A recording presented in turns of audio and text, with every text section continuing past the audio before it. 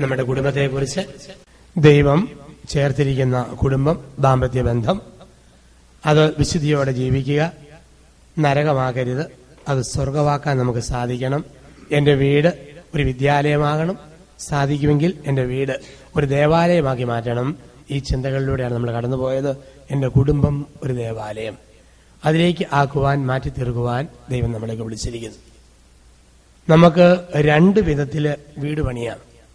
ഒന്ന് ബാബേൽ ഗോപുരം പോലെ, രണ്ട് സിയോൻ മാളിക പോലെ. ഇന്ന് ഈ ധ്യാന നിമിഷത്തിൽ നമ്മൾ ആത്മശോധന ചെയ്യണം. എന്റെ വീട് ഒരു ബാബേൽ ഗോപുരമാണോ, സിയോൻ മാളികയാണോ? ബാബേൽ ഗോപുരത്തിന്റെ ചിത്രം ഉൽപ്പത്തി 11 കാണുക. ഉൽപ്പത്തി പുസ്തകത്തിന്റെ 11 അധ്യായത്തിൽ നമ്മൾ കണ്ടെത്തുന്നു, ഒരു ജനം ആകാശം വിട്ട് ഉയരുന്ന ഒരു ഗോപുരം പണിതു. ആകാശം വിട്ട് ഉയരുന്ന ഒരു ഗോപുരം. പക്ഷേ ദൈവത്തിന്റെ സാന്നിധ്യം അവരോടുകൂടി ഇല്ലായിരുന്നു. അതുകൊണ്ട് അവരുടെ ഭാഷ ചെതറിപ്പോയി.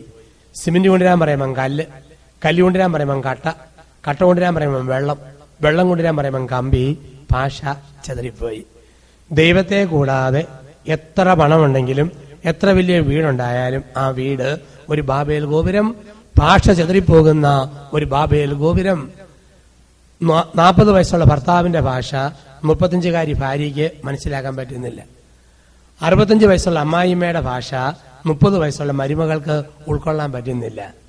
6 വയസ്സുള്ള മോന്റെ ഭാഷ മാതാപിതാക്കൾക്ക് സ്വീകരിക്കാൻ പറ്റുന്നില്ല. ഭാഷ ചെതറിപ്പോയ കുടുംബമെങ്കിൽ ആ കുടുംബം ഒരു ബാബേൽ ഗോപുരമാണ്. ഒത്തിരി കഷ്ടപ്പെട്ട് അലഞ്ഞുണ്ടാക്കിയ വീട്, പക്ഷെ അകത്ത് പരസ്പരധാരണയില്ലെങ്കിലോ? ഒരുപക്ഷെ നമ്മുടെയൊക്കെ പ്രത്യക്ഷത്തിൽ വളരെ മനോഹരമെന്ന് തോന്നുന്ന താജ്മഹൽ പോലുള്ള നമ്മുടെ വീടുകൾ ഒരുപക്ഷെ താജ്മഹൽ പോലെ തന്നെയാകാം. മനോഹരമായ കാഴ്ച, ലോകാത്ഭുതങ്ങളിലൊന്ന ആഗ്രയിലെ താജ്മഹൽ. പുറത്തു നോക്കിയാൽ മനോഹരമായ മാർബിൾ സൗധം, അകത്ത് കയറിയാലോ 2 ശവകുടീരങ്ങൾ. പുറത്ത് മാർബിൾ, മനോഹരമായ മാർബിൾ സൗധം, അകത്ത് ഷാജഹാന്റെയും മുംതാസിന്റെയും 2 ശവകുടീരങ്ങൾ. ചിലപ്പോൾ നമ്മുടെയൊക്കെ വീട് മനോഹരമാണ്, പക്ഷെ അകത്ത് ശവകുടീരം പോലുള്ള വീടുകളാണോ? പുറത്തെ ഭംഗി മാത്രമേ ഉള്ളൂ, അകത്ത് ബന്ധങ്ങളില്ലായ്മയുണ്ടോ? ഭാര്യാഭർത്താക്കന്മാരുടെ തെറ്റിദ്ധാരണ, മക്കൾ മാതാപിതാക്കളുടെ ബഹളങ്ങൾ, വീടും പണവും എല്ലാം ഉണ്ട്, പക്ഷെ ഭാഷ ചെതറിപ്പോയി. 2 ബാബേൽ ഗോപുരം. അപ്പോസ്തല പ്രവർത്തനം 2 അധ്യായത്തിൽ നമ്മൾ കണ്ടെത്തുന്നു സിയോൻ മാളിക. ഇപ്പൊ ബാബേൽ ഗോപുരം ഉൽപ്പത്തി 11, 2 സിയോൻ മാളിക അപ്പോസ്തല പ്രവർത്തനം 2 അധ്യായത്തിൽ. സിയോൻ മാളികയിൽ സംഭവിച്ചത് പല ഭാഷക്കാർ ഒരുമിച്ച് കൂടി, പക്ഷേ ഒരേ ഭാഷയിൽ എല്ലാവർക്കും മനസ്സിലായി. പല ഭാഷക്കാർ ഒരുമിച്ച് കൂടി, പക്ഷെ ഒരേ ഭാഷയിൽ മനസ്സിലായി. ഇതാണ് കുടുംബത്തിൽ ആവശ്യം. ഭർത്താവിന്റെ ഭാഷ മനസ്സിലാക്കുന്ന ഭാര്യ, ഭാര്യയുടെ ഭാഷ മനസ്സിലാക്കുന്ന ഭർത്താവ്, കുഞ്ഞുങ്ങളുടെ ഭാഷ മനസ്സിലാക്കുന്ന മാതാപിതാക്കൾ. ഈ പരസ്പര ധാരണ നമ്മുടെ കുടുംബത്തിലുണ്ടാകണം. ശരീരത്തിന്റെ പുറത്ത് ശ്വാസകോശമുള്ള ഒരു ജീവിയെ പോലെയാണ് വീട് എന്നാണ് പറയുക. ശരീരത്തിന്റെ പുറത്ത് ശ്വാസകോശമുള്ള ഒരു ജീവിയെ പോലെയാണ് നമ്മുടെ വീട്. ശരീരത്തിനകത്ത് ശ്വാസകോശം ഉള്ളതുകൊണ്ടാണ് നമുക്ക് ഇമ്മ്യൂണിറ്റി പവർ ഉള്ളത്. പുറത്താണെങ്കിലോ പെട്ടെന്ന് ദേഹം സിക്കാവും. ഇതുപോലെയാ വീട്.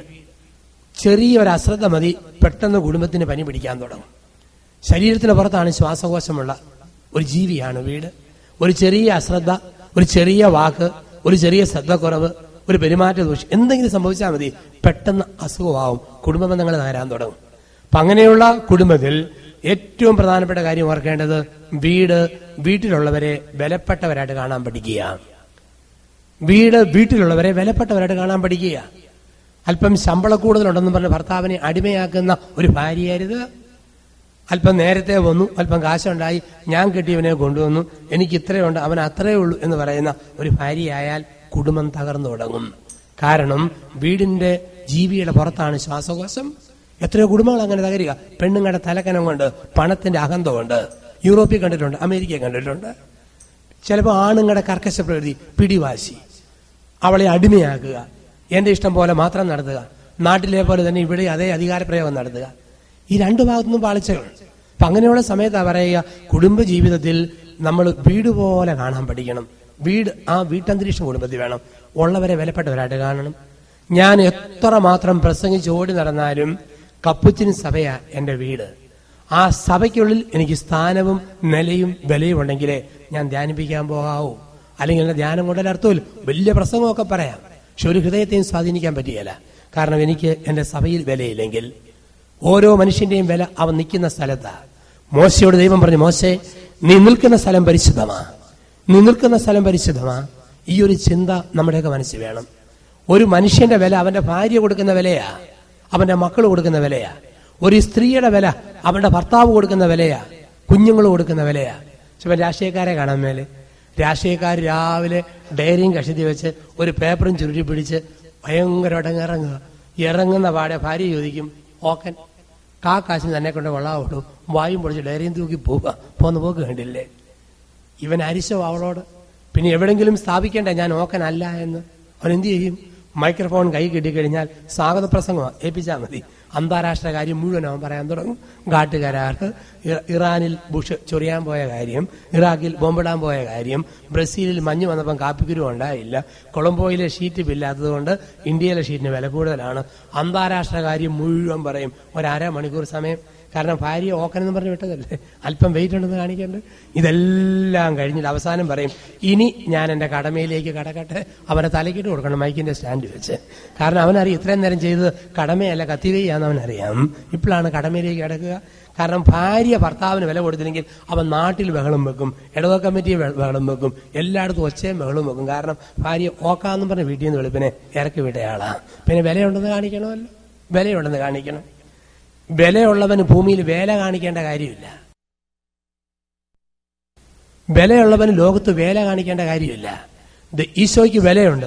പിശാച് പറഞ്ഞു, നീ വേല കാണിട്ട് 3 വേല: കീഴോട്ട് ചാട്, കുമ്പിട്ട് ആരാധിക്ക്, കല്ലിനെ അപ്പമാക്കുക. കാരണം വിലയുള്ളവന് ഈ വേലത്തരം കാണിക്കേണ്ട കാര്യമില്ല. അവന്റെ വില ദൈവം കൊടുത്തിട്ട് വിലയുണ്ട്. ഇപ്പം വീട്ടിലുള്ളവരെ വിലപ്പെട്ടവരായിട്ട് കണ്ടാൽ കാഴ്ചപ്പാടുകൾ മാറാൻ തുടങ്ങും. വീട്ടിലുള്ളവരെ വിലപ്പെട്ടവരായിട്ട് കാണണം. ചിലപ്പോഴൊക്കെ നമ്മൾ ഈ വില കൊടുക്കാൻ പരാജയപ്പെടും. ഞങ്ങളുടെ ആശ്രമത്തിൽ ഒരു ബ്രദർ എല്ലാ ദിവസവും വെളുപ്പിനെ 5 മണിക്ക് എഴുന്നേക്കണമെന്ന്. ഈ സഹോദരന്റെ ജീവിതത്തിൽ 5 മണി എന്ന മണി കണ്ടിട്ടുണ്ടോ എന്ന് ഞങ്ങൾക്കെല്ലാം സംശയം. കാരണം അദ്ദേഹം എഴുന്നേറ്റ് വരുമ്പോഴത്തേക്ക് 6:10 മുമ്പാ പ്രാർത്ഥനയാകുമ്പോൾ ഓടിയെത്തും. ഓടിപ്പൊരുവതുമായിട്ട് കയറൊക്കെ മേക്കൊന്ന് കെട്ടി മുടിയൊക്കെ ഒരുവിധം കോമ്പിയിട്ട് എങ്ങനെയോ കയറി വരും. ഈ 6 മണിക്ക് എല്ലാ ദിവസവും. അതേ സമയത്ത് ഞങ്ങൾക്കൊരു അവധിക്കാലം വന്നു. ക്രിസ്മസിന് ഡിസംബർ മാസം 26-ാം തീയതി രാവിലെ 5:30 കുർബാന, 6:30 എല്ലാവർക്കും വീട്ടിൽ. പിന്നെ ജനുവരി 15-ാം തീയതി വന്നാൽ മതി. 15-ാം തീയതി വൈകുന്നേരം 6 മണിക്കകം ആശ്രമത്തിൽ വന്ന് കയറണമെന്നാണ് നിയമം. ഈ 26-ാം തീയതി രാവിലെ ഈ കക്ഷി 3:30 കഴിഞ്ഞപ്പോഴേ ചാടി എഴുന്നേറ്റു. കാരണം വീട്ടിൽ പോകാമല്ലോ. കുർബാനയാകാഞ്ഞിട്ട് ഇങ്ങനെ വാച്ചിന്റെ സൂചിയും തിരിച്ചിരിക്കുക. 5:30 മണി എന്ന് പറയുന്ന ആ മണിയാകുന്നില്ല. നോക്കിയെന്നു 5:30 കുർബാന കഴിഞ്ഞ് കാപ്പി പോലും കുടിക്കാതെ സൂട്ട് കേസ് നോക്കിയോണ്ട് ഒറ്റ ഓട്ടം. കാരണം വീട്ടിലോട്ട് പോവുക. അതെല്ലാം കഴിഞ്ഞ് 15-ാം തീയതി തിരിച്ചു വന്നു. ഗതികേടിന് വണ്ടി 4 മണിക്ക് എത്തിപ്പോയി. 6 മണിക്ക് വന്നാൽ മതി ആശ്രമത്തിൽ. സൂട്ട് കേസ് കൊണ്ട് മുറി വെച്ചിട്ട് പുറത്തേക്ക് ഒറ്റ ചാട്ടം. എന്നിട്ട് മൈതാനത്തൂടെ ഇങ്ങനെ നടക്കുക. അപ്പൊ സുപ്പിയറേശൻ ചോദിച്ചു, ഇതന്നെ കയറുന്നില്ലേ, വന്നിട്ട് എന്നാ പുറത്ത് നിൽക്കുന്നത്? അതിനിപ്പോ എന്നാ വെച്ചാ ഇനിയും 2 മണിക്കൂറുണ്ടല്ലോ, 6 കയറിയാ പോരെ. കാരണം ആ ആൾക്ക് ആശ്രമം വീട് പോലെ ആയിട്ടില്ല. ഒരുപക്ഷെ ഞങ്ങൾ കൂടെയുള്ള ആൾക്കാര് ആ വ്യക്തിക്ക് ഒരു വീട്ടന്തരീക്ഷം സൃഷ്ടിച്ചിട്ടില്ല. അതുകൊണ്ട് അവന്റെ വീട് ഇപ്പോഴും പഴയ വീട് തന്നെയാ. എവിടുന്ന് പോന്നോ അതാണ് വീട്. ഇപ്പം കൂടെയുള്ളവർ വീട്ടന്തരീക്ഷം സൃഷ്ടിച്ചില്ലെങ്കിൽ കല്യാണം കഴിഞ്ഞ് 20 വർഷം കഴിഞ്ഞാലും ഭാര്യയുടെ അപ്പനും അമ്മയും ആരായിരിക്കും? ആദ്യത്തെ അപ്പനും അമ്മയും തന്നെയായിരിക്കും. കാരണം ഭർത്താവ് ഒരു വീട്ടന്തരീക്ഷം സൃഷ്ടിച്ച് ഭാര്യയ്ക്ക് കൊടുത്തിട്ടില്ല. അതുകൊണ്ട് അവർക്ക് പിന്നെ എന്നും ഓർമ്മ സ്വന്തം അപ്പൻ, അമ്മ, ആങ്ങളമാര്, സഹോദരിമാര്. കാരണം അവരെ പരിഗണിക്കുന്നുള്ളൂ. ഈ മനുഷ്യൻ ഒരു വീട്ടന്തരീക്ഷം കൊടുക്കാൻ പരാജയപ്പെടും. അതുപോലെ തന്നെ ഈ ഭർത്താവിന് ഒരു കുടുംബാന്തരീക്ഷം കൊടുക്കാൻ ഭാര്യ പരാജയപ്പെട്ടാലോ എപ്പോഴും അവന്റെ അപ്പൻ, അമ്മ, സഹോദരി, സഹോദരന്മാർ അതിലേക്ക് തിരിച്ചു പോകും. അങ്ങനെയൊക്കെ ഉള്ളവരെ പോലും ഒരു സ്ത്രൈണ ഭാവത്തോടുകൂടി കയ്യിലേക്ക് എടുക്കാനായിട്ട് സാധിക്കുക എന്നുള്ളതാണ്. എടുക്കാനായിട്ട് സാധിക്കുക. അപ്പൊ അങ്ങനെയുള്ള ഒരു അന്തരീക്ഷം വീട്ടിലുള്ളവരെ ബലപ്പെട്ടവരായിട്ട് കാണുമ്പം കുടുംബജീവിതം വിശുദ്ധമായിട്ട് മാറും. അങ്ങനെ മാറ്റാൻ നമുക്ക് കഴിയണം. പരാജയപ്പെട്ട മേഖലകളുണ്ടോ തിരുത്താനാണ് വാർഷിക ധ്യാനത്തിന്റെ അവസരങ്ങള്. ദാമ്പത്യ ബന്ധങ്ങളിൽ വീഴാത്തവരാരുമില്ല ഈ ഭൂമിയിൽ. എത്ര വിശ്വസ്തയോടെ ദൈവം ഒരു സ്ത്രീയെ പുരുഷന്റെ ഏൽപ്പിച്ചത്, എത്ര വിശ്വസ്തയോടെ പുരുഷനെ സ്ത്രീയുടെ ഏൽപ്പിച്ചിരിക്കുന്നത്, എത്ര സ്നേഹത്തോടും വിശ്വാസത്തോടും. കർത്താവായ ഈശോ തന്റെ മണവാട്ടിയായ തിരുസഭയെ ശിമയോൻ പത്രോസിന്റെ കയ്യിൽ കൊടുക്കുന്നതിന് മുമ്പ് 3 പ്രാവശ്യം ചോദിച്ചുറപ്പിച്ചു, പത്രോസേ, നീ ഇവരെക്കാൾ അധികമായി എന്നെ സ്നേഹിക്കുന്നു. 3 പ്രാവശ്യം ചോദിച്ചുറപ്പിച്ചിട്ടാണ് സഭയെ പത്രോസിന്റെ കയ്യിൽ ഈശോ ഏൽപ്പിച്ചത്. ഇതാണ് നിങ്ങൾക്ക് സംഭവിച്ചിരിക്കുന്നത്. ഞങ്ങൾക്കാണെങ്കിൽ സന്യാസത്തിലും 3 ഉറപ്പേരുണ്ട്: ദാരിദ്ര്യം, ബ്രഹ്മചര്യം, അനുസരണം. കാരണം 3-നൊരു പ്രത്യേകതയുണ്ട്. 3 കാരണം ബൈബിൾ സംഖ്യയാണ് 3. യോന 3 നാൾ മത്സ്യത്തിന്റെ ഉള്ളിൽ കിടന്നു. ഈശോ 3 നാൾ കല്ലറയ്ക്ക് ഉള്ളിൽ വസിക്കുന്നു. 3 ഈശോ പറഞ്ഞു, ഈ ദേവാലയം നശിപ്പിച്ചാൽ 3-ാം ദിവസം ഞാൻ പണിത് ചേർത്താം. കാരണം ഈ ബിബ്ലിക്കൽ നമ്പരാണ് 3. ത്രിത്വത്തിൽ 3 ആളുകള്, പിതാവ്, പുത്രൻ, പരിശുദ്ധാത്മാവ്. അപ്പം ഈ 3-ന് വലിയ പ്രത്യേകതയുണ്ട്. 3-ന് ഒരു ഭർത്താവ് രാവിലെ വീട്ടിൽ നിന്ന് വന്നേരത്ത് ഭാര്യ കാപ്പി എടുത്തിട്ട് കാപ്പിക്കകത്ത് 3 സ്പൂൺ പഞ്ചസാര ഇട്ട് കൊടുത്തു. അവൻ ചോദിച്ചു, അതിനാടി 3? ത്രിത്വത്തെ ഓർത്തോണ്ട മനുഷ്യ, പിതാവ്, പുത്രൻ, പരിശുദ്ധാത്മാവും. അവൻ പറയും, എന്റെ അടി കാപ്പി പഞ്ചാരയൊക്കെ ഇടുമ്പോൾ നീ ദൈവത്തെ ഓർത്ത് ത്രിത്വത്തെ ഓർക്കല്ലേ, സകല പുണ്യാളന്മാരെ ഓർത്തോണ്ട് നീ അങ്ങോട്ടോളാൻ പറഞ്ഞു. അപ്പൊ 3 എന്ന സംഖ്യക്ക് പ്രത്യേകതയുണ്ട്. ഒരു ബിബ്ലിക്കൽ നമ്പർ 3. ഞങ്ങൾ കേട്ടു 3 കെട്ടുകൾ. 1 ദാരിദ്ര്യം, 1 അനുസരണം, 2 ദാരിദ്ര്യം, അല്ലെങ്കിൽ 1 അനുസരണം, 2 ബ്രഹ്മചര്യം. സാധാരണ ഏറ്റവും മുകളിലത്തെ കെട്ടിനാണ് ഞങ്ങൾ ദാരിദ്ര്യം എന്ന് പറയുക. കാരണം നല്ല ഭക്ഷണം കിട്ടുമ്പോൾ ദാരിദ്ര്യം അയക്കാം, മുറുകാം, ആ പരുവത്തിൽ കെട്ടിയിടുമെന്നാണ്. അപ്പൊ 3-ന് അർത്ഥമുണ്ട്. 3 എന്ന സംഖ്യയ്ക്ക് ഒരു പ്രത്യേകതയുണ്ട്. അപ്പം 3 പ്രാവശ്യം ചോദിച്ചുറപ്പിച്ചിട്ടാണ് ഈശോ പത്രോസിന്റെ കയ്യിൽ തന്റെ മണവാട്ടിയായ സഭയെ ഏൽപ്പിക്കുക. 3 പ്രാവശ്യം ചോദിച്ചുറപ്പിച്ചിട്ടാണ്. 3 പ്രാവശ്യം. എന്തായിരുന്നു ഈ ചോദ്യമാ നിങ്ങളോടും സംഭവിച്ചത്? പെണ്ണ് കാണാൻ ചെന്നു, ചെറുക്കനെ കാണാൻ ചെന്നു. ഉടനെ ചോദിച്ചു, പൊന്നു മോളെ, ഭൂമിയിൽ പല ആണുങ്ങളെയും നീ കുറെ നാൾ കഴിയുമ്പം കാണാൻ സാധ്യതയുണ്ട്. ഇത്രയൊക്കെ സാധ്യതയുണ്ടെങ്കിലും ഈ ഞാഞ്ഞൂല് പോലെ വളഞ്ഞിരിക്കുന്ന കുഞ്ഞുഞ്ഞിനെ ലോകത്തുള്ള എല്ലാ ആണുങ്ങളെക്കാൾ അധികമായി നീ ഇഷ്ടപ്പെടുന്നു. കർത്താവെ സ്നേഹിക്കുന്നു. പൊന്നുമോനെ, കുഞ്ഞുഞ്ഞെ, ഒരുപാട് പെണ്ണുങ്ങളെ നീ കാണും. ഇങ്ങനെയൊക്കെ കണ്ടാലും ഈ ഉണക്കപ്പാമ്പാട പോലെ ഞെളിഞ്ഞിരിക്കുന്ന ഇവളെ നീ ഇഷ്ടപ്പെടുന്നു. കർത്താവെ സ്നേഹിക്കുന്നു. ഇതാണ് പെണ്ണ് കാണൽ അല്ലെങ്കിൽ ചെറുക്കൻ കാണൽ. എന്നിട്ടും ഒരു സംശയം. 1 മാസം കഴിഞ്ഞ് ബിട്രോത്തിൽ വെച്ചു ഒത്തുകല്യാണത്തിന് 2ാമത്തെ ചോദ്യം, പൊന്നുമോനെ, കുഞ്ഞുഞ്ഞെ, പണ്ട് പറഞ്ഞാൽ ഇപ്പം മാറ്റം വല്ലതും ഉണ്ടോ? ഇല്ല കർത്താവെ സ്നേഹിക്കുന്നു. പൊന്നുമോളെ, നിനക്ക് മനമാറ്റം വല്ലതും ഉണ്ടോ? ഇല്ല തമ്പുരാനെ സ്നേഹിക്കുന്നു. അത് 2ാമത്തെ സമ്മതം മൂളല്. 3ാമത് കല്യാണ ദിവസം വീഡിയോക്കാരൻ അനങ്ങുന്ന ഫോട്ടോ, ക്യാമറക്കാരൻ ചലിക്കാത്ത ഫോട്ടോ, 10-300 പേര് സാക്ഷി, 1-ാം തരം ഭക്ഷണം, ഇതെല്ലാം ക്രമീകരിച്ചിട്ട് അവസാനമായിട്ട് ചോദിക്കുകയാണ്, പൊന്നുമോനെ, കുഞ്ഞുഞ്ഞെ, ഭൂമിയിൽ നീ ഒരുപാട് പെണ്ണുങ്ങളെ കാണാൻ സാധ്യതയുണ്ട്. വരും കാലങ്ങളിൽ ഐശ്വര്യ റോയ്, പ്രിയങ്ക ചോപ്ര, സുഷ്മിത സെൻ, മിസ് വെനിസുല, ഒത്തിരി എണ്ണത്തെ കാണും. ഇവരെയൊക്കെ കണ്ടാലും മനസ്സ് മാറി പോവോ, അതോ ഇവളെ മരണം വരെ നീ സ്നേഹിക്കുവോ? കർത്താവെ സ്നേഹിക്കുന്നു. ഇവളോടും പറഞ്ഞു, പൊന്നുമോളെ, നീയും കാണും ക്രിക്കറ്റ് താരങ്ങള്, ഫുട്ബോൾ താരങ്ങൾ, സിനിമാ താരങ്ങള്, ചാനൽ കഥാപാത്രങ്ങള്, ഒരുപാട് പേരെ കാണും. അവരെയൊക്കെ കണ്ടാലും അതിലുപരിയായിട്ട് ഈ എലുമ്പം മനുഷ്യനെ നീ മരണം വരെ സ്നേഹിക്കുവോ? കർത്താവെ സ്നേഹിക്കും. ഇങ്ങനെ സ്നേഹിച്ചുറപ്പിച്ച ഒരു ഭാര്യ, വിളിച്ച് പറഞ്ഞുറപ്പിച്ചിട്ട് ഒരു പുരുഷന്റെ കയ്യിൽ ഭാര്യയെ ഏൽപ്പിച്ചത്, ഒരു ഭാര്യയുടെ കയ്യിൽ ഭർത്താവിനെ ഏൽപ്പിച്ചത്. ഇത്രയും വിശുദ്ധവും വിശിഷ്ടവുമായിട്ട് വിവാഹമെന്ന കൂദാശയെ ദൈവം സ്ഥാപിച്ചിരിക്കുക. അപ്പൊ അങ്ങനെ ദൈവം ഒരുമിച്ചപ്പോൾ എന്റെ വീട് ഒരു ബാബേൽ ഗോപുരമാണെങ്കിൽ സിയോൻ മാളികയായി മാറ്റണം. അതോടൊപ്പം തന്നെ വീട്ടിൽ 2 അനുഭവങ്ങൾ കൊടുക്കണം. ഓരോ വീടും ഒരു കാനാൻ ദേശമാകണം. വേദപുസ്തകത്തിലെ മനോഹരമായ സ്ഥലമാ കാനാൻ ദേശം. കാനാൻ ദേശത്ത് 2 അനുഭവങ്ങൾ. 1 പാല്, 2 തേന്. കാനാൻ ദേശത്ത് ഒഴുകിയ 2 യാഥാർത്ഥ്യങ്ങളാ പാലും തേനും. കുടുംബത്തിൽ ദമ്പതിമാർ പരസ്പരം ഈ 2 അനുഭവങ്ങൾ കൊടുക്കണം. പാലനുഭവം, തേനനുഭവം. എന്താണ് പാല്? നിലനിൽപ്പിന് വേണ്ടി മനുഷ്യൻ സ്വീകരിക്കുന്നതെല്ലാം പാല്. കഴിക്കാൻ ഭക്ഷണം, താമസിക്കാൻ വീട്, കുടിക്കാനായിട്ട് വെള്ളം, ആവശ്യത്തിന് മരുന്ന്, ഉടുക്കാനുള്ള തുണി, പഠിക്കുവാനുള്ള സൗകര്യങ്ങൾ, ഇതെല്ലാം കൊടുക്കുമ്പം പാലനുഭവം. ബേസിക് നീഡ്സുകൾ മുഴുവൻ മീറ്റ് ചെയ്യുന്നതിന് വിളിക്കുന്ന വാക്ക് പാലനുഭവം. 2 തേനനുഭവം. പല കുടുംബത്തിലും പാലനുഭവം കൊടുക്കും, ഈ തേനനുഭവം കൊടുക്കാൻ പരാജയപ്പെടാറുണ്ട്.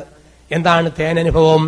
തേനനുഭവം എന്ന് പറഞ്ഞാൽ വൈകാരികമായിട്ടുള്ള ഒരു കൺസലേഷൻ, ഇമോഷണൽ കൺസലേഷൻ, അത് കൊടുക്കുന്നതാണ് തേനനുഭവം. ഉദാഹരണത്തിന്, ഭർത്താവിന് ഒരുപാട് മനപ്രയാസവും വേദനയും വന്നു. നാട്ടുകാരൊക്കെ ഭർത്താവിനെ വിളിക്കുക കള്ളൻ, ദ്രോഹി, പാര. ഇതെല്ലാം കേട്ട ഭർത്താവ് മനപ്രയാസത്തോടെ മുറി വന്ന് കുത്തിയിരിക്കുമ്പം പണ്ടേ ചൊരുക്കുള്ള ഭാര്യ എന്നിട്ട് പറയാ, എന്നാത്തിനാട്ടോ കള്ളക്കണ്ണി ഒളിപ്പിച്ചുകൊണ്ടിരിക്കുന്നു? ആൾക്കാർ പാരയെന്ന് വിളിച്ചിട്ടാണോ? താൻ വെറും പാരയാണോ? എനിക്കല്ലേ അറിയത്തുള്ളൂ. ഊരാ പാര, അനുഭവിക്കുക. ഇങ്ങനെ പറയുന്നവൾ ബുദ്ധിപ്പിച്ചാണ്. അതുപോലെ ഭാര്യയോട് മക്കളും മരുമക്കളും ഒക്കെ എന്തോ കുത്തുവാക്ക് പറഞ്ഞു. അവളെങ്ങനെ നിറഞ്ഞ കണ്ണുമായിട്ട് മുറിക്കാതിരിക്കുമ്പം കെട്ടിയാൻ വന്നിട്ട് പറയാ, കെട്ടിക്കൊണ്ട് വന്ന നാള് മുതൽ അമ്പലക്കാളോട് മൂക്കേരം പൊട്ടിച്ച് നടന്നതല്ലേ, ദൈവം നീതിമാനാ, കൊടുത്താൽ കൊല്ലത്തും കിട്ടും, കുത്തിയിരുന്ന് അനുഭവിക്കടി. പറയുന്നവൻ മുതുപിശാചാണ്, രാക്ഷസനാണ്. ഈ തേനനുഭവം കൊടുക്കുന്നവരാണെ പറയും, എടി പൊട്ടി എന്തിനാ കരയുന്നു? മക്കളെ കണ്ടും മാമ്പൂ കണ്ടും കുതിക്കരുതെന്ന് കാരണന്മാർ പറഞ്ഞിട്ടില്ലേ? ധൈര്യമായിട്ടിരിക്കുക. മക്കള് പക്ഷി കുഞ്ഞുങ്ങൾ, നമ്മൾ വൃക്ഷം. പപ്പും തൂവലും മുളയ്ക്കുമ്പോൾ പക്ഷി പറക്കും, വൃക്ഷം നിൽക്കും. നമ്മൾ തുറമുഖം, മക്കള് കപ്പല്. കപ്പല് പോകും, തുറമുഖം നിൽക്കും. നിനക്ക് ഞാൻ തുണ, എനിക്ക് നീ തുണ, നമുക്ക് ദൈവം തുണ. ഈ പറച്ചിലാണ് തേനനുഭവം. ഈ തേനനുഭവം കൊടുക്കാൻ പറ്റണം. മനപ്രയാസം വരുമ്പോൾ ആശ്വാസം കൊടുത്ത് കൂടെ ഇരിക്കുക. വൈകാരിക മുറിവുകളിൽ സാന്ത്വനത്തിന്റെ സ്പർശനവുമായിട്ട് ഒപ്പം ഇരിക്കുമ്പം തേനനുഭവം. പലപ്പോഴും പാലനുഭവങ്ങൾ കൊടുക്കും. പക്ഷെ വല്ല കുറവുകൊണ്ടോ ആത്മഹത്യ നടക്കുന്നതും കൊലപാതകം നടക്കുന്നതും തിന്നാനും കുടിക്കാനും കുറവുള്ള പരിക്കാതല്ല.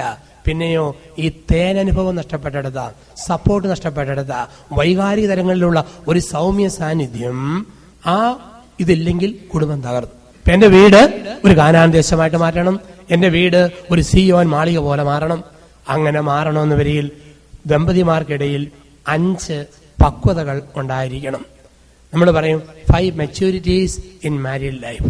വിവാഹം എന്ന് പറഞ്ഞാൽ നമുക്കറിയാം 3 റിങ്ങുകളാണ്. നിങ്ങൾക്ക് എല്ലാവർക്കും അറിയാം, കല്യാണം 3 റിങ്ങുകളാണ്. 1 എൻഗേജ്മെന്റ് റിംഗ്, 2 വെഡിങ് റിംഗ്, പിന്നെ ആരംഭിക്കുന്ന സഫറിംഗ്. ഈ 3 റിങ്ങുകളാണ്. അപ്പൊ ഈ 3 റിങ്ങുകളിലൂടെ നമ്മൾ കടന്നു പോകണമെന്ന് വരികിൽ വിവാഹ ജീവിതത്തിൽ 5 പക്വതകള് ദമ്പതിമാർക്കിടയിൽ ഉണ്ടാകണം. 5 പക്വതകള്. ഈ 5 പക്വതകൾ ഉണ്ടെന്ന് വരിക മാത്രമേ ദാമ്പത്യ ജീവിതത്തെ നമുക്ക് വിജയിപ്പിക്കാനായിട്ട് സാധിക്കത്തുള്ളൂ. 1 ഫിസിക്കൽ മെച്യൂരിറ്റി, ശാരീരിക പക്വത.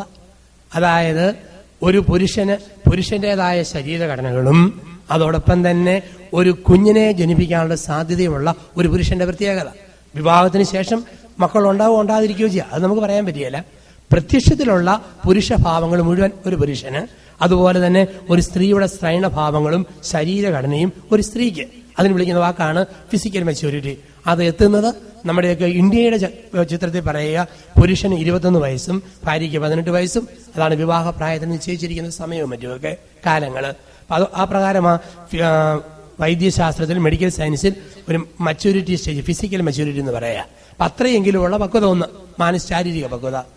2 ഇമോഷണൽ മച്യൂരിറ്റി. ഇമോഷണൽ മച്യൂരിറ്റി വേണം. വൈകാരിക പക്വത.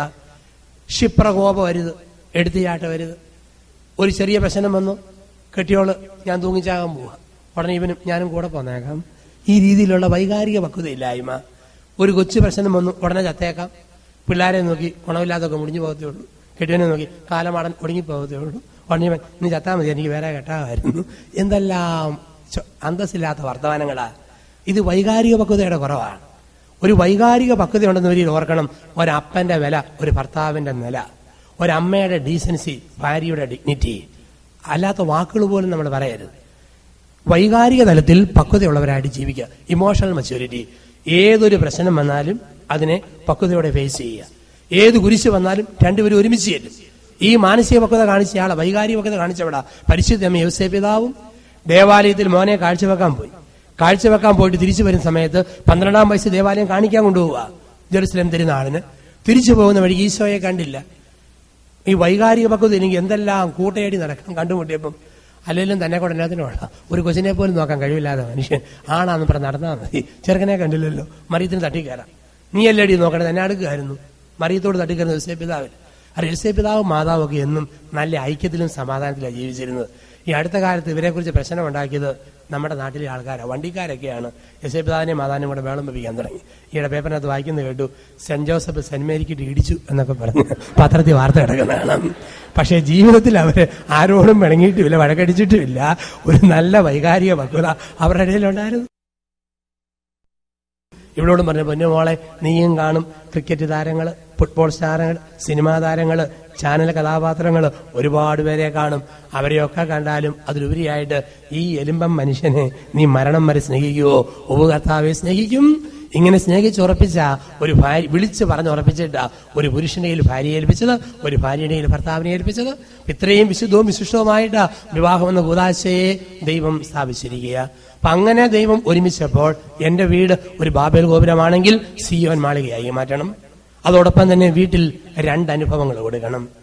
ഓരോ വീടും ഒരു കാനാൻ ദേശമാകണം. വേദപുസ്തകത്തിലെ മനോഹരമായ സ്ഥലമാ കാനാൻ ദേശം. കാനാൻ ദേശത്ത് 2 അനുഭവങ്ങൾ. 1 പാല്, 2 തേന്. കാനാൻ ദേശത്ത് ഒഴുകിയ 2 യാഥാർത്ഥ്യങ്ങളാ പാലും തേനും. കുടുംബത്തിൽ ദമ്പതിമാർ പരസ്പരം ഈ രണ്ട് അനുഭവങ്ങൾ കൊടുക്കണം. പാലനുഭവം, തേനനുഭവം. എന്താണ് പാല്? നിലനിൽപ്പിന് വേണ്ടി മനുഷ്യൻ സ്വീകരിക്കുന്നതെല്ലാം പാല്. കഴിക്കാൻ ഭക്ഷണം, താമസിക്കാൻ വീട്, കുടിക്കാനായിട്ട് വെള്ളം, ആവശ്യത്തിന് മരുന്ന്, ഉടുക്കാനുള്ള തുണി, പഠിക്കുവാനുള്ള സൗകര്യങ്ങൾ, ഇതെല്ലാം കൊടുക്കുമ്പം പാലനുഭവമാണ്. ബേസിക് നീഡ്സുകൾ മുഴുവൻ മീറ്റ് ചെയ്യുന്നതിന് വിളിക്കുന്ന വാക്ക് പാലനുഭവം. 2, തേനനുഭവം. പല കുടുംബത്തിലും പാലനുഭവം കൊടുക്കും, ഈ തേനനുഭവം കൊടുക്കാൻ പരാജയപ്പെടാറുണ്ട്. എന്താണ് തേനനുഭവം? തേനനുഭവം എന്ന് പറഞ്ഞാൽ വൈകാരികമായിട്ടുള്ള ഒരു കൺസലേഷൻ, ഇമോഷണൽ കൺസലേഷൻ, അത് കൊടുക്കുന്നതാണ് തേനനുഭവം. ഉദാഹരണത്തിന്, ഭർത്താവിന് ഒരുപാട് മനപ്രയാസവും വേദനയും വന്നു. നാട്ടുകാരൊക്കെ ഭർത്താവിനെ വിളിക്കുക കള്ളൻ, ദ്രോഹി, പാര. ഇതെല്ലാം കേട്ട ഭർത്താവ് മനപ്രയാസത്തോടെ മുറി വന്ന് കുത്തിയിരിക്കുമ്പം പണ്ടേ ചൊരുക്കുള്ള ഭാര്യ എന്നിട്ട് പറയാ, ഇതിനകത്തിനാട്ടോ കള്ളക്കണ്ണി ഒളിപ്പിച്ചുകൊണ്ടിരിക്കുന്നു. ആൾക്കാർ പാരയെന്ന് വിളിച്ചിട്ടാണോ? താൻ വെറും പാരയാണോ? എനിക്കല്ലേ അറിയത്തുള്ളൂ. ഊരാ പാര, അനുഭവിക്കുക. ഇങ്ങനെ പറയുന്നവൾ ഭൂതപിശാചാണ്. അതുപോലെ ഭാര്യയോട് മക്കളും മരുമക്കളും ഒക്കെ എന്തോ കുത്തുവാക്ക് പറഞ്ഞു. അവളെങ്ങനെ നിറഞ്ഞ കണ്ണുമായിട്ട് മുറിക്കാതിരിക്കുമ്പം കെട്ടിയാൻ വന്നിട്ട് പറയാ, കെട്ടിക്കൊണ്ട് വന്ന നാള് മുതൽ അമ്പലക്കാളോട് മൂക്കേരം പൊട്ടിച്ച് നടന്നതല്ലേ, ദൈവം നീതിമാനാ, കൊടുത്താൽ കൊല്ലത്തും കിട്ടും, കുത്തിയിരുന്ന് അനുഭവിക്കടി. പറയുന്നവൻ മുതുപിശാചാണ്, രാക്ഷസനാണ്. ഈ തേനനുഭവം കൊടുക്കുന്നവരാണെ പറയും, എടി പൊട്ടി എന്തിനാ കരയുന്നു? മക്കളെ കണ്ടും മാമ്പൂ കണ്ടും കുതിക്കരുതെന്ന് കാരണന്മാർ പറഞ്ഞിട്ടില്ലേ? ധൈര്യമായിട്ടിരിക്കുക. മക്കള് പക്ഷി കുഞ്ഞുങ്ങൾ, നമ്മൾ വൃക്ഷം. പപ്പും തൂവലും മുളയ്ക്കുമ്പോൾ പക്ഷി പറക്കും, വൃക്ഷം നിൽക്കും. നമ്മൾ തുറമുഖം, മക്കള് കപ്പല് പോകും, തുറമുഖം നിൽക്കും. നിനക്ക് ഞാൻ തുണ, എനിക്ക് നീ തുണ, നമുക്ക് ദൈവം തുണ. ഈ പറച്ചിലാണ് തേനനുഭവം. ഈ തേനനുഭവം കൊടുക്കാൻ പറ്റണം. മനപ്രയാസം വരുമ്പോൾ ആശ്വാസം കൊടുത്ത് കൂടെ ഇരിക്കുക. വൈകാരിക മുറിവുകളിൽ സാന്ത്വനത്തിന്റെ സ്പർശനവുമായിട്ട് ഒപ്പം ഇരിക്കുമ്പം തേനനുഭവം. പലപ്പോഴും പാലനുഭവങ്ങൾ കൊടുക്കും. പക്ഷെ വല്ല കുറവുകൊണ്ടോ ആത്മഹത്യ നടക്കുന്നതും കൊലപാതകം നടക്കുന്നതും തിന്നാനും കുടിക്കാനും കുറവുള്ള പരിക്കാത്തല്ല. പിന്നെയോ ഈ തേനനുഭവം നഷ്ടപ്പെട്ടെടുത്ത, സപ്പോർട്ട് നഷ്ടപ്പെട്ടെടുത്ത, വൈകാരിക തലങ്ങളിലുള്ള ഒരു സൗമ്യ സാന്നിധ്യം, ഇതില്ലെങ്കിൽ കുടുംബം തകർന്നു. ഇപ്പൊ എന്റെ വീട് ഒരു കാനാന്തേശമായിട്ട് മാറ്റണം, എന്റെ വീട് ഒരു സിയോൻ മാളിക പോലെ മാറണം. അങ്ങനെ മാറണമെന്ന് വരിയിൽ ദമ്പതിമാർക്കിടയിൽ 5 പക്വതകൾ ഉണ്ടായിരിക്കണം. നമ്മൾ പറയും 5 മെച്യൂരിറ്റീസ് ഇൻ മാരീഡ് ലൈഫ്. വിവാഹം എന്ന് പറഞ്ഞാൽ നമുക്കറിയാം 3 റിങ്ങുകളാണ്. നിങ്ങൾക്ക് എല്ലാവർക്കും അറിയാം, കല്യാണം 3 റിങ്ങുകളാണ്. 1 എൻഗേജ്മെന്റ് റിംഗ്, 2 വെഡിങ് റിംഗ്, പിന്നെ ആരംഭിക്കുന്ന സഫറിംഗ്. ഈ 3 റിങ്ങുകളാണ്. അപ്പൊ ഈ 3 റിങ്ങുകളിലൂടെ നമ്മൾ കടന്നു പോകണമെന്ന് വരിയിൽ വിവാഹ ജീവിതത്തിൽ 5 പക്വതകള് ദമ്പതിമാർക്കിടയിൽ ഉണ്ടാകണം. 5 പക്വതകൾ. ഈ 5 പക്വതകൾ ഉണ്ടെന്ന് വരിക മാത്രമേ ദാമ്പത്യ ജീവിതത്തെ നമുക്ക് വിജയിപ്പിക്കാനായിട്ട് സാധിക്കത്തുള്ളൂ. 1 ഫിസിക്കൽ മെച്യൂരിറ്റി, ശാരീരിക പക്വത. അതായത് ഒരു പുരുഷന്റേതായ ശരീരഘടനകളും അതോടൊപ്പം തന്നെ ഒരു കുഞ്ഞിനെ ജനിപ്പിക്കാനുള്ള സാധ്യതയുമുള്ള ഒരു പുരുഷന്റെ പ്രത്യേകത. വിവാഹത്തിന് ശേഷം മക്കൾ ഉണ്ടാവുകയോ ഉണ്ടാതിരിക്കുകയോ ചെയ്യുക, അത് നമുക്ക് പറയാൻ പറ്റിയല്ല. പ്രത്യക്ഷത്തിലുള്ള പുരുഷഭാവങ്ങൾ മുഴുവൻ ഒരു പുരുഷന്, അതുപോലെ തന്നെ ഒരു സ്ത്രീയുടെ സ്ത്രൈണഭാവങ്ങളും ശരീരഘടനയും ഒരു സ്ത്രീക്ക്. അതിന് വിളിക്കുന്ന വാക്കാണ് ഫിസിക്കൽ മെച്യൂരിറ്റി. അത് എത്തുന്നത് നമ്മുടെയൊക്കെ ഇന്ത്യയുടെ ചിത്രത്തിൽ പറയുക, പുരുഷന് 21 വയസ്സും ഭാര്യയ്ക്ക് 18 വയസ്സും. അതാണ് വിവാഹ പ്രായത്തിന് നിശ്ചയിച്ചിരിക്കുന്ന സമയവും മറ്റുമൊക്കെ കാലങ്ങള്. അത് ആ പ്രകാരമാ വൈദ്യശാസ്ത്രത്തിൽ, മെഡിക്കൽ സയൻസിൽ ഒരു മച്യൂരിറ്റി സ്റ്റേജ്, ഫിസിക്കൽ മച്യൂരിറ്റി എന്ന് പറയാ. അപ്പൊ അത്രയെങ്കിലുമുള്ള പക്വത. 1 ശാരീരിക പക്വത. 2 ഇമോഷണൽ മച്യൂരിറ്റി. ഇമോഷണൽ മച്യൂരിറ്റി വേണം. വൈകാരിക പക്വത. ക്ഷിപ്രകോപം വരുത്, എടുത്തുചാട്ടം വരുത്. ഒരു ചെറിയ പ്രശ്നം വന്നു, കെട്ടിയോള് ഞാൻ തൂങ്ങിച്ചാകാൻ പോവാ, ഉടനെ ഇവനും ഞാനും കൂടെ പോന്നേക്കാം. ഈ രീതിയിലുള്ള വൈകാരിക പക്വതയില്ലായ്മ. ഒരു കൊച്ചു പ്രശ്നം വന്നു, ഉടനെ ചത്തേക്കാം. പിള്ളേരെ നോക്കി ഗുണമില്ലാതൊക്കെ മുടിഞ്ഞു പോകത്തേ ഉള്ളൂ. കെട്ടിയവനെ നോക്കി കാലമാടൻ ഒടുങ്ങി പോകത്തേ ഉള്ളൂ. ഉടനെ നീ ചത്താൽ മതി, എനിക്ക് വേറെ കെട്ടാമായിരുന്നു. എന്തെല്ലാം അന്തസ്സില്ലാത്ത വർത്തമാനങ്ങളാ. ഇത് വൈകാരിക പക്വതയുടെ കുറവാണ്. ഒരു വൈകാരിക പക്വത ഉണ്ടെന്ന് വരിയിൽ ഓർക്കണം. ഒരപ്പന്റെ വില ഒരു ഭർത്താവിന്റെ നില, ഒരമ്മയുടെ ഡീസൻസി, ഭാര്യയുടെ ഡിഗ്നിറ്റി. അല്ലാത്ത വാക്കുകൾ പോലും നമ്മൾ പറയരുത്. വൈകാരിക തലത്തിൽ പക്വതയുള്ളവരായിട്ട് ജീവിക്കുക. Emotional maturity. ഏതൊരു പ്രശ്നം വന്നാലും അതിനെ പക്വതയോടെ ഫേസ് ചെയ്യുക. ഏത് കുരിശ് വന്നാലും രണ്ടുപേരും ഒരുമിച്ച് ചെല്ലും. ഈ മാനസിക പക്വത കാണിച്ചയാളെ വൈകാരിക പക്വത കാണിച്ചവിടാ പരിശുദ്ധ അമ്മ യോസേപ്പ് പിതാവും ദേവാലയത്തിൽ മോനെ കാഴ്ചവെക്കാൻ പോയിട്ട് തിരിച്ചു വരുന്ന സമയത്ത് 12-ാം വയസ്സ് ദേവാലയം കാണിക്കാൻ കൊണ്ടുപോവുക ജെറുസലേം തിരുനാളിന്. തിരിച്ചു പോകുന്ന വഴി ഈശോയെ കണ്ടില്ല. ഈ വൈകാരിക പക്വത എനിക്ക് എന്തെല്ലാം കൂട്ടയടി നടക്കണം കണ്ടുമുട്ടിയപ്പം. അല്ലെങ്കിലും തന്നെ കൊണ്ട് എല്ലാത്തിനും വേണം. ഒരു കൊച്ചിനെ പോലും നോക്കാൻ കഴിവില്ലാതെ മനുഷ്യൻ ആണാന്ന് പറഞ്ഞ് നടന്നാൽ മതി. ചെറുക്കനെ കണ്ടില്ലല്ലോ, മറിയത്തിന് തട്ടിക്കയറാം. നീ അല്ലേടി നോക്കണേ, തന്നെ അടുക്കുകയായിരുന്നു. മറിയത്തോട് തട്ടിക്കയറുന്ന യോസേപ്പ് പിതാവിൽ. യോസേപ്പ് പിതാവും മാതാവും ഒക്കെ എന്നും നല്ല ഐക്യത്തിലും സമാധാനത്തിലാണ് ജീവിച്ചിരുന്നത്. ഈ അടുത്ത കാലത്ത് ഇവരെക്കുറിച്ച് പ്രശ്നം ഉണ്ടാക്കിയത് നമ്മുടെ നാട്ടിലെ ആൾക്കാരാണ്, വണ്ടിക്കാരൊക്കെയാണ്. യോസേപ്പ് പിതാവിനെയും മാതാവിനെയും കൂടെ വേളം വെപ്പിക്കാൻ തുടങ്ങി. ഈയിടെ പേപ്പറിനകത്ത് വായിക്കുന്നത് കേട്ടു, സെന്റ് ജോസഫ് സെന്റ് മേരിക്കിട്ട് ഇടിച്ചു എന്നൊക്കെ പറഞ്ഞ് പത്രത്തിൽ വാർത്ത കിടക്കുന്നതാണ്. പക്ഷേ ജീവിതത്തിൽ അവര് ആരോടും പിണങ്ങിയിട്ടുമില്ല, വഴക്കടിച്ചിട്ടുമില്ല. ഒരു നല്ല വൈകാരിക പക്വത അവരുടെ ഇടയിലുണ്ടായിരുന്നു. ബസ് സ്റ്റാൻഡിൽ അനൗൺസ്മെന്റ് കേൾക്കാനൊക്കെ നല്ല രസമല്ലേ? നമ്മുടെ നാട്ടിൽ ഏറ്റവും രസമുള്ള അനൗൺസ്മെന്റാ പറയുന്നത് കേൾക്കാം. സെന്റ് തോമസ് അൽഫോൻസായി ഉരുമി നിൽക്കാതെ അല്പം അകലം പാലിച്ച് പൊക്കോളാനൊക്കെ വിളിച്ചു പറയുന്നത് കേൾക്കാം. അപ്പൊ ഇവര് തമ്മിൽ എന്നും ഒരു സ്നേഹത്തിന്റെ ലോകം ഉണ്ടായിരുന്നു, ഒരു പക്വതയുടെ ലോകം. ഇപ്പൊ ഈ പൊട്ടിത്തെറിയ ബഹളങ്ങളൊക്കെ നമ്മുടെ ഇടയിലാണ് വന്നിരിക്കുക. ഇപ്പൊ വൈകാരിക പക്വത, ഒരു ഇമോഷണൽ മെച്യൂരിറ്റി നമ്മുടെ ജീവിതത്തിൽ ഉണ്ടാകണം. 3, മെന്റൽ മെച്യൂരിറ്റി, മാനസിക പക്വത വേണം കുടുംബജീവിതത്തിൽ. ഒരു മാനസിക പക്വത എന്ന് പറഞ്ഞാൽ നിത്യസത്യങ്ങളെ ഉൾക്കൊള്ളാനുള്ള കഴിവ്. എന്തെല്ലാം ആകാം, എന്തെല്ലാം അരുത് എന്ന് നിശ്ചയിക്കാനുള്ള കഴിവ് വേണം. മാനസിക പക്വത. എല്ലാ സാധ്യതയുണ്ടെങ്കിലും എന്റെ വീട്ടിൽ ഇത്രയൊക്കെ മതി, ചെറുപറ എന്നുള്ള വർത്തമാന രീതികളും പൊട്ടിത്തെറിയും വൃത്തിയില്ലായ്മയൊക്കെ മക്കളെയും ഭർത്താവിനെയും സ്വാധീനിക്കുന്നെങ്കിൽ ഇത് എന്റെ ശരിയായ ഒരു ഇടപെടലല്ല, രീതിയല്ല എന്നോർത്ത് തിരുത്തുന്ന ഒരു സ്ത്രീയുടെ പക്വത. ഇതൊക്കെ മാനസിക പക്വതയാ. ചില സംസാരങ്ങൾ വേണ്ടെന്ന് വെക്കാൻ, ചില സന്ദർശനങ്ങൾ വേണ്ടെന്ന് വെക്കാൻ, ചില സുഹൃത്ത് ബന്ധങ്ങൾ ഉപേക്ഷിക്കാൻ തകർച്ച വരുമെങ്കിൽ ആ മെന്റൽ പവർ നമുക്ക് വേണം തീരുമാനമെടുക്കുക. ഇപ്പൊ മാനസിക പക്വത. ഇപ്പൊ 1 physical maturity, 2 emotional maturity and mental maturity, 4 religious maturity വേണം നമുക്ക് കുടുംബജീവിതം വിജയിക്കണമെങ്കിൽ. മതപരമായ ഒരു പക്വത വേണം നമുക്ക്, മതപക്വത, റിലീജിയസ് മെച്യൂരിറ്റി വളരെ പ്രധാനപ്പെട്ടതാണ്. ഞായറാഴ്ചയില്ലെങ്കിലും ഒരു സമൂഹം എന്ന രീതി ഞാൻ കുർബാന അർപ്പിക്കാൻ പോകണം.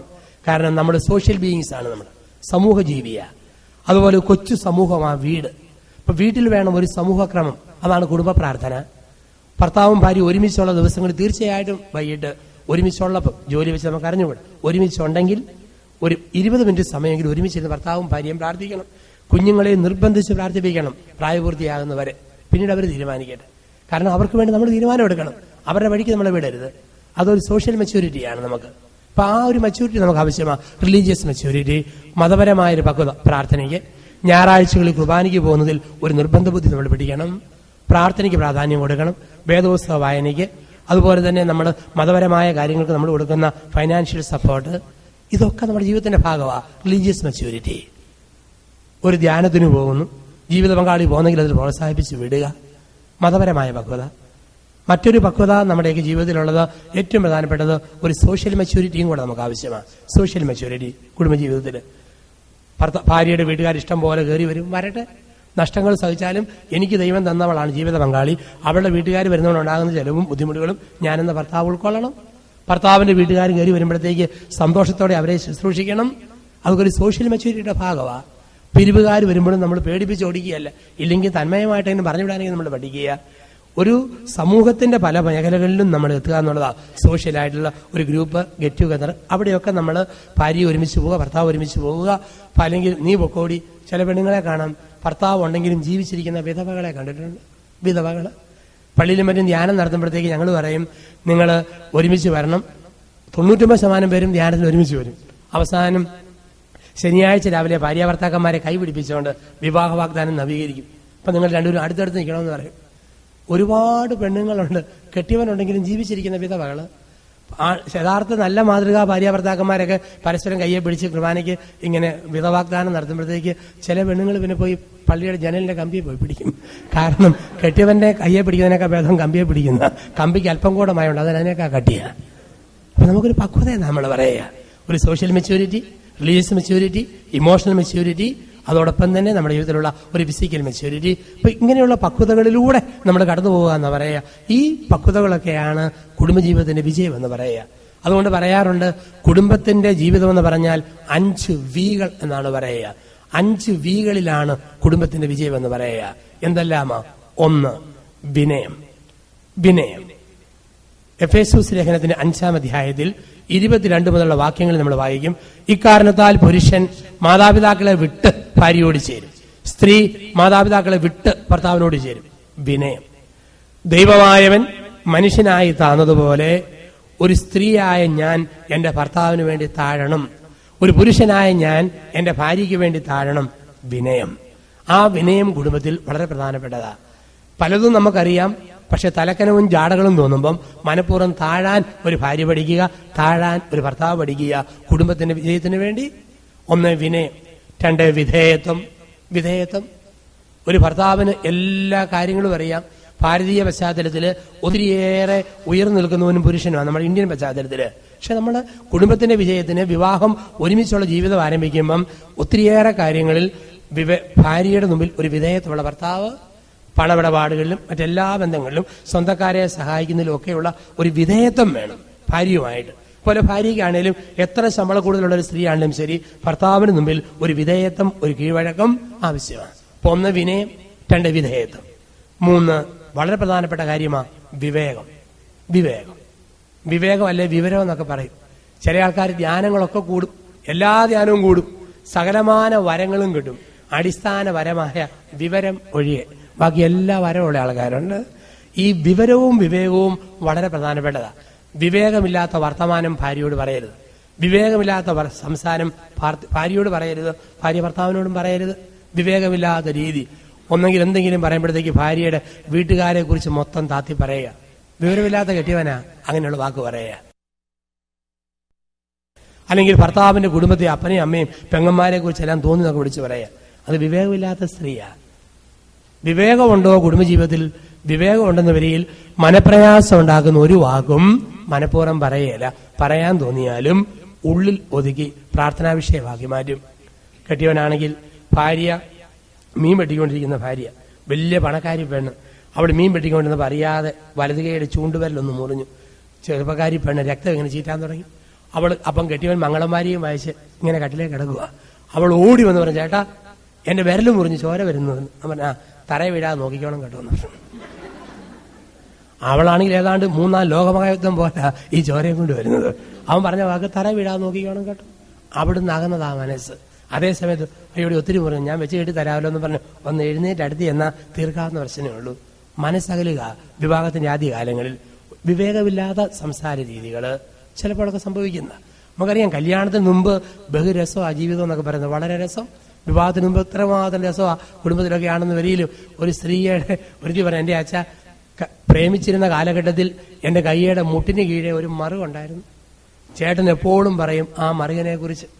ആ മറുകൊരു അഴകാടി, മറുകനെ കുറിച്ച് കവിത എഴുതി, മറുകനെ കുറിച്ച് ലേഖനം എഴുതി, ചെറുകഥ എഴുതി, ഉപന്യാസം എഴുതി.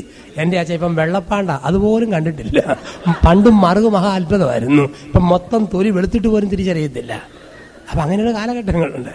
അപ്പൊ നമ്മൾ ഒരുമിച്ച് ജീവിക്കുന്ന ഒരു കാലഘട്ടത്തിൽ തമ്പുരാന്റെ മുമ്പിൽ ദൈവം ഒരുമിച്ച് ചേർത്താണെന്ന വരിയിൽ സംസാരത്തിനും പെരുമാറ്റത്തിലുമൊക്കെ വിവേകപൂർവമായ വാക്കുകൾ പറയാനും വിവേകത്തോടെ മനസ്സിലാക്കാനും പറ്റണം.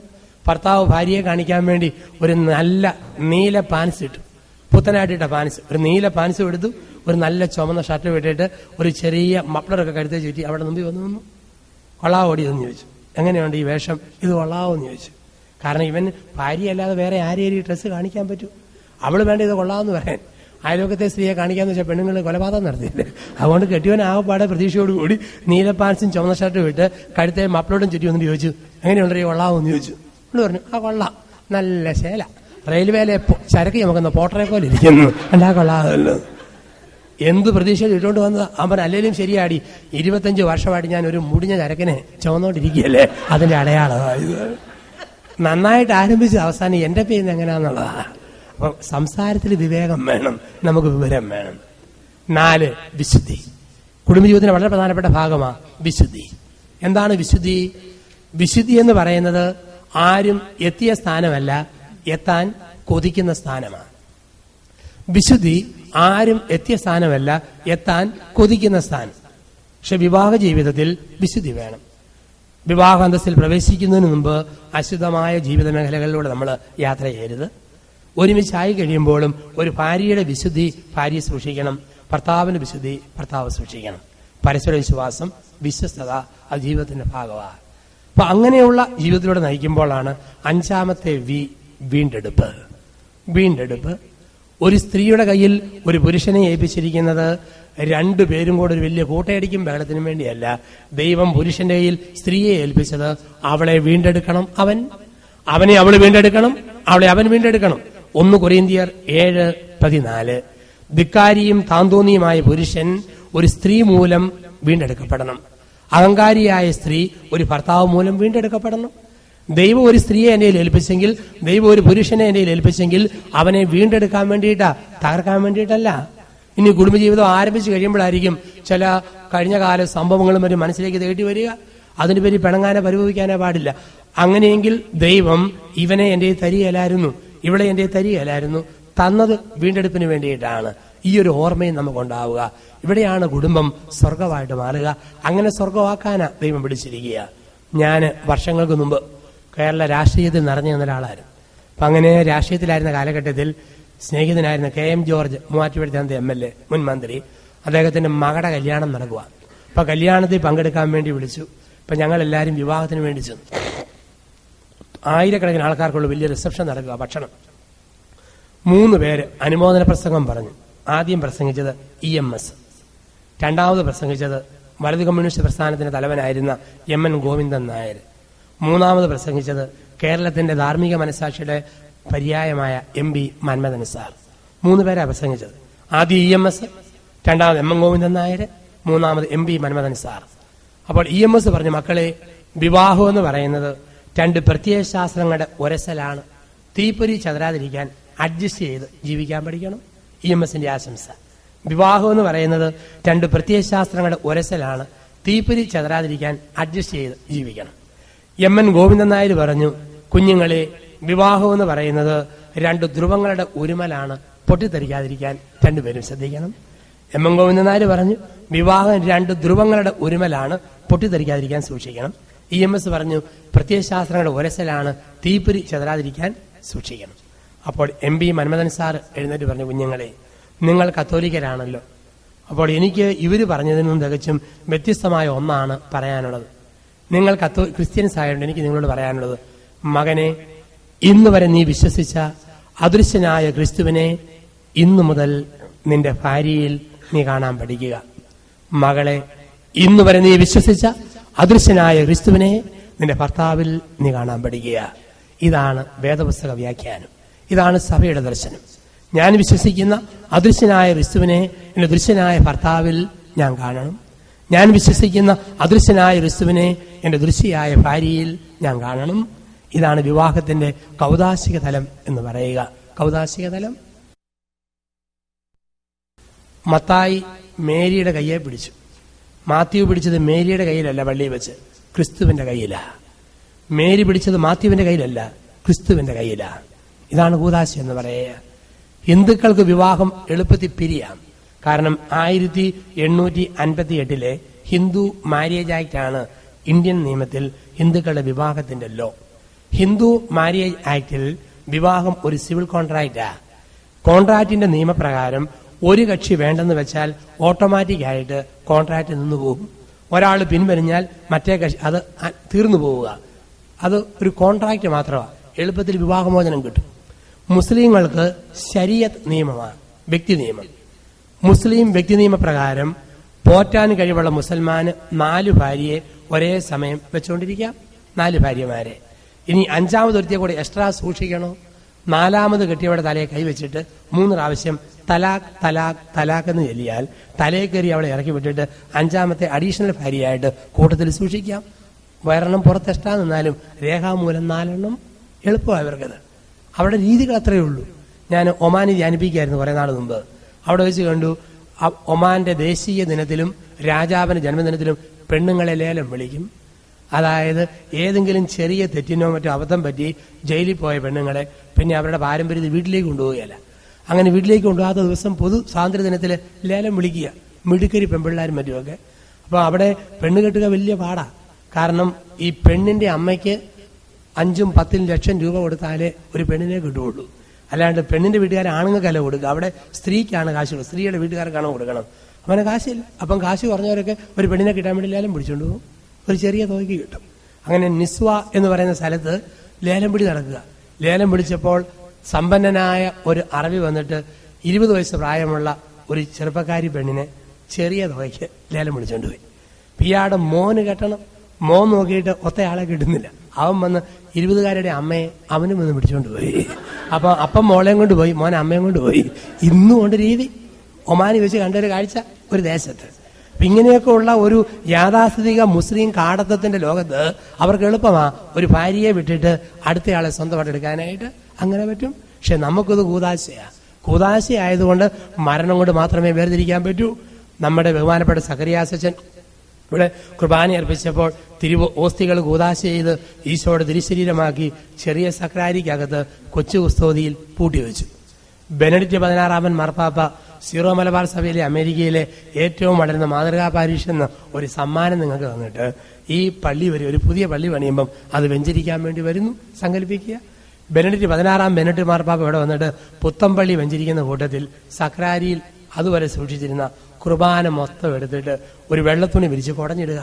എന്നിട്ട് ബെനഡിക്ട് 16 മാർപ്പാപ്പ പറയുക, ഒരു വെറും ഓർഡിനറി അച്ഛനായ സഖറിയാസ് അച്ഛൻ കുർബാന എന്നും പറഞ്ഞ് കൂതാശ ചെയ്ത് വെച്ചിരിക്കുന്ന ഇത് യേശുവിന്റെ ശരീരമല്ല, യേശുവിന്റെ ശരീരമല്ല, യേശുവിന്റെ ശരീരമല്ല എന്നും പറഞ്ഞ് 16 ബെനഡിക്ട് മാർപ്പാപ്പ 16 പ്രാവശ്യം കൈ കാണിച്ചാലും സഖറിയാസ് അച്ഛൻ കുർബാനയാക്കി വെച്ച കുർബാന അല്ലാതാക്കാൻ പറ്റുമോ?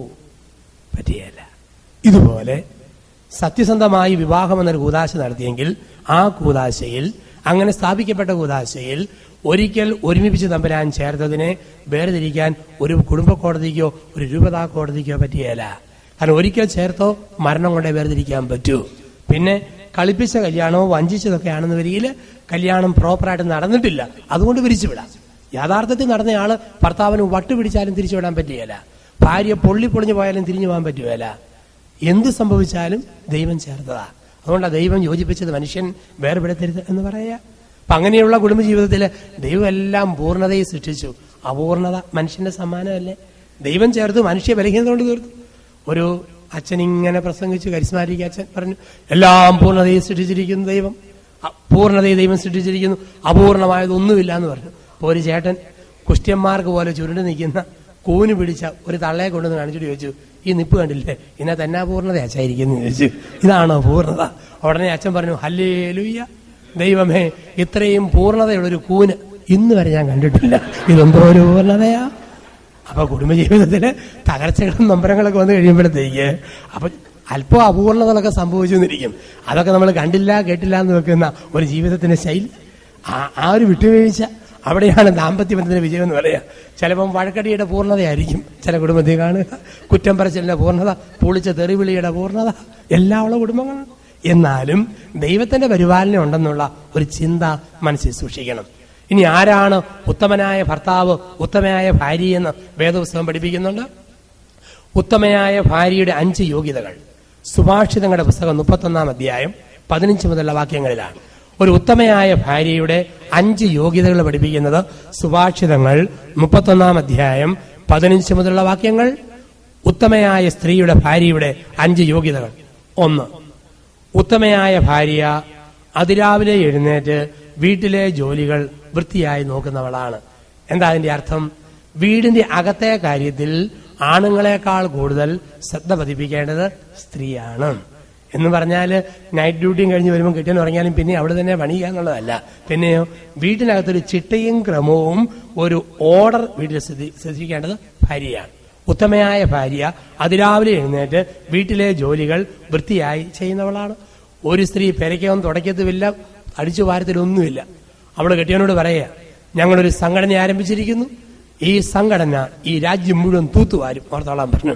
അവൻ പറഞ്ഞു, ആദ്യം നീ പെരയ്ക്കകം തൂത്തുവാരം, എന്നിട്ടല്ലേ ഒരു രാജ്യം മൊത്തം തൂത്തുവാരാൻ പോണത്.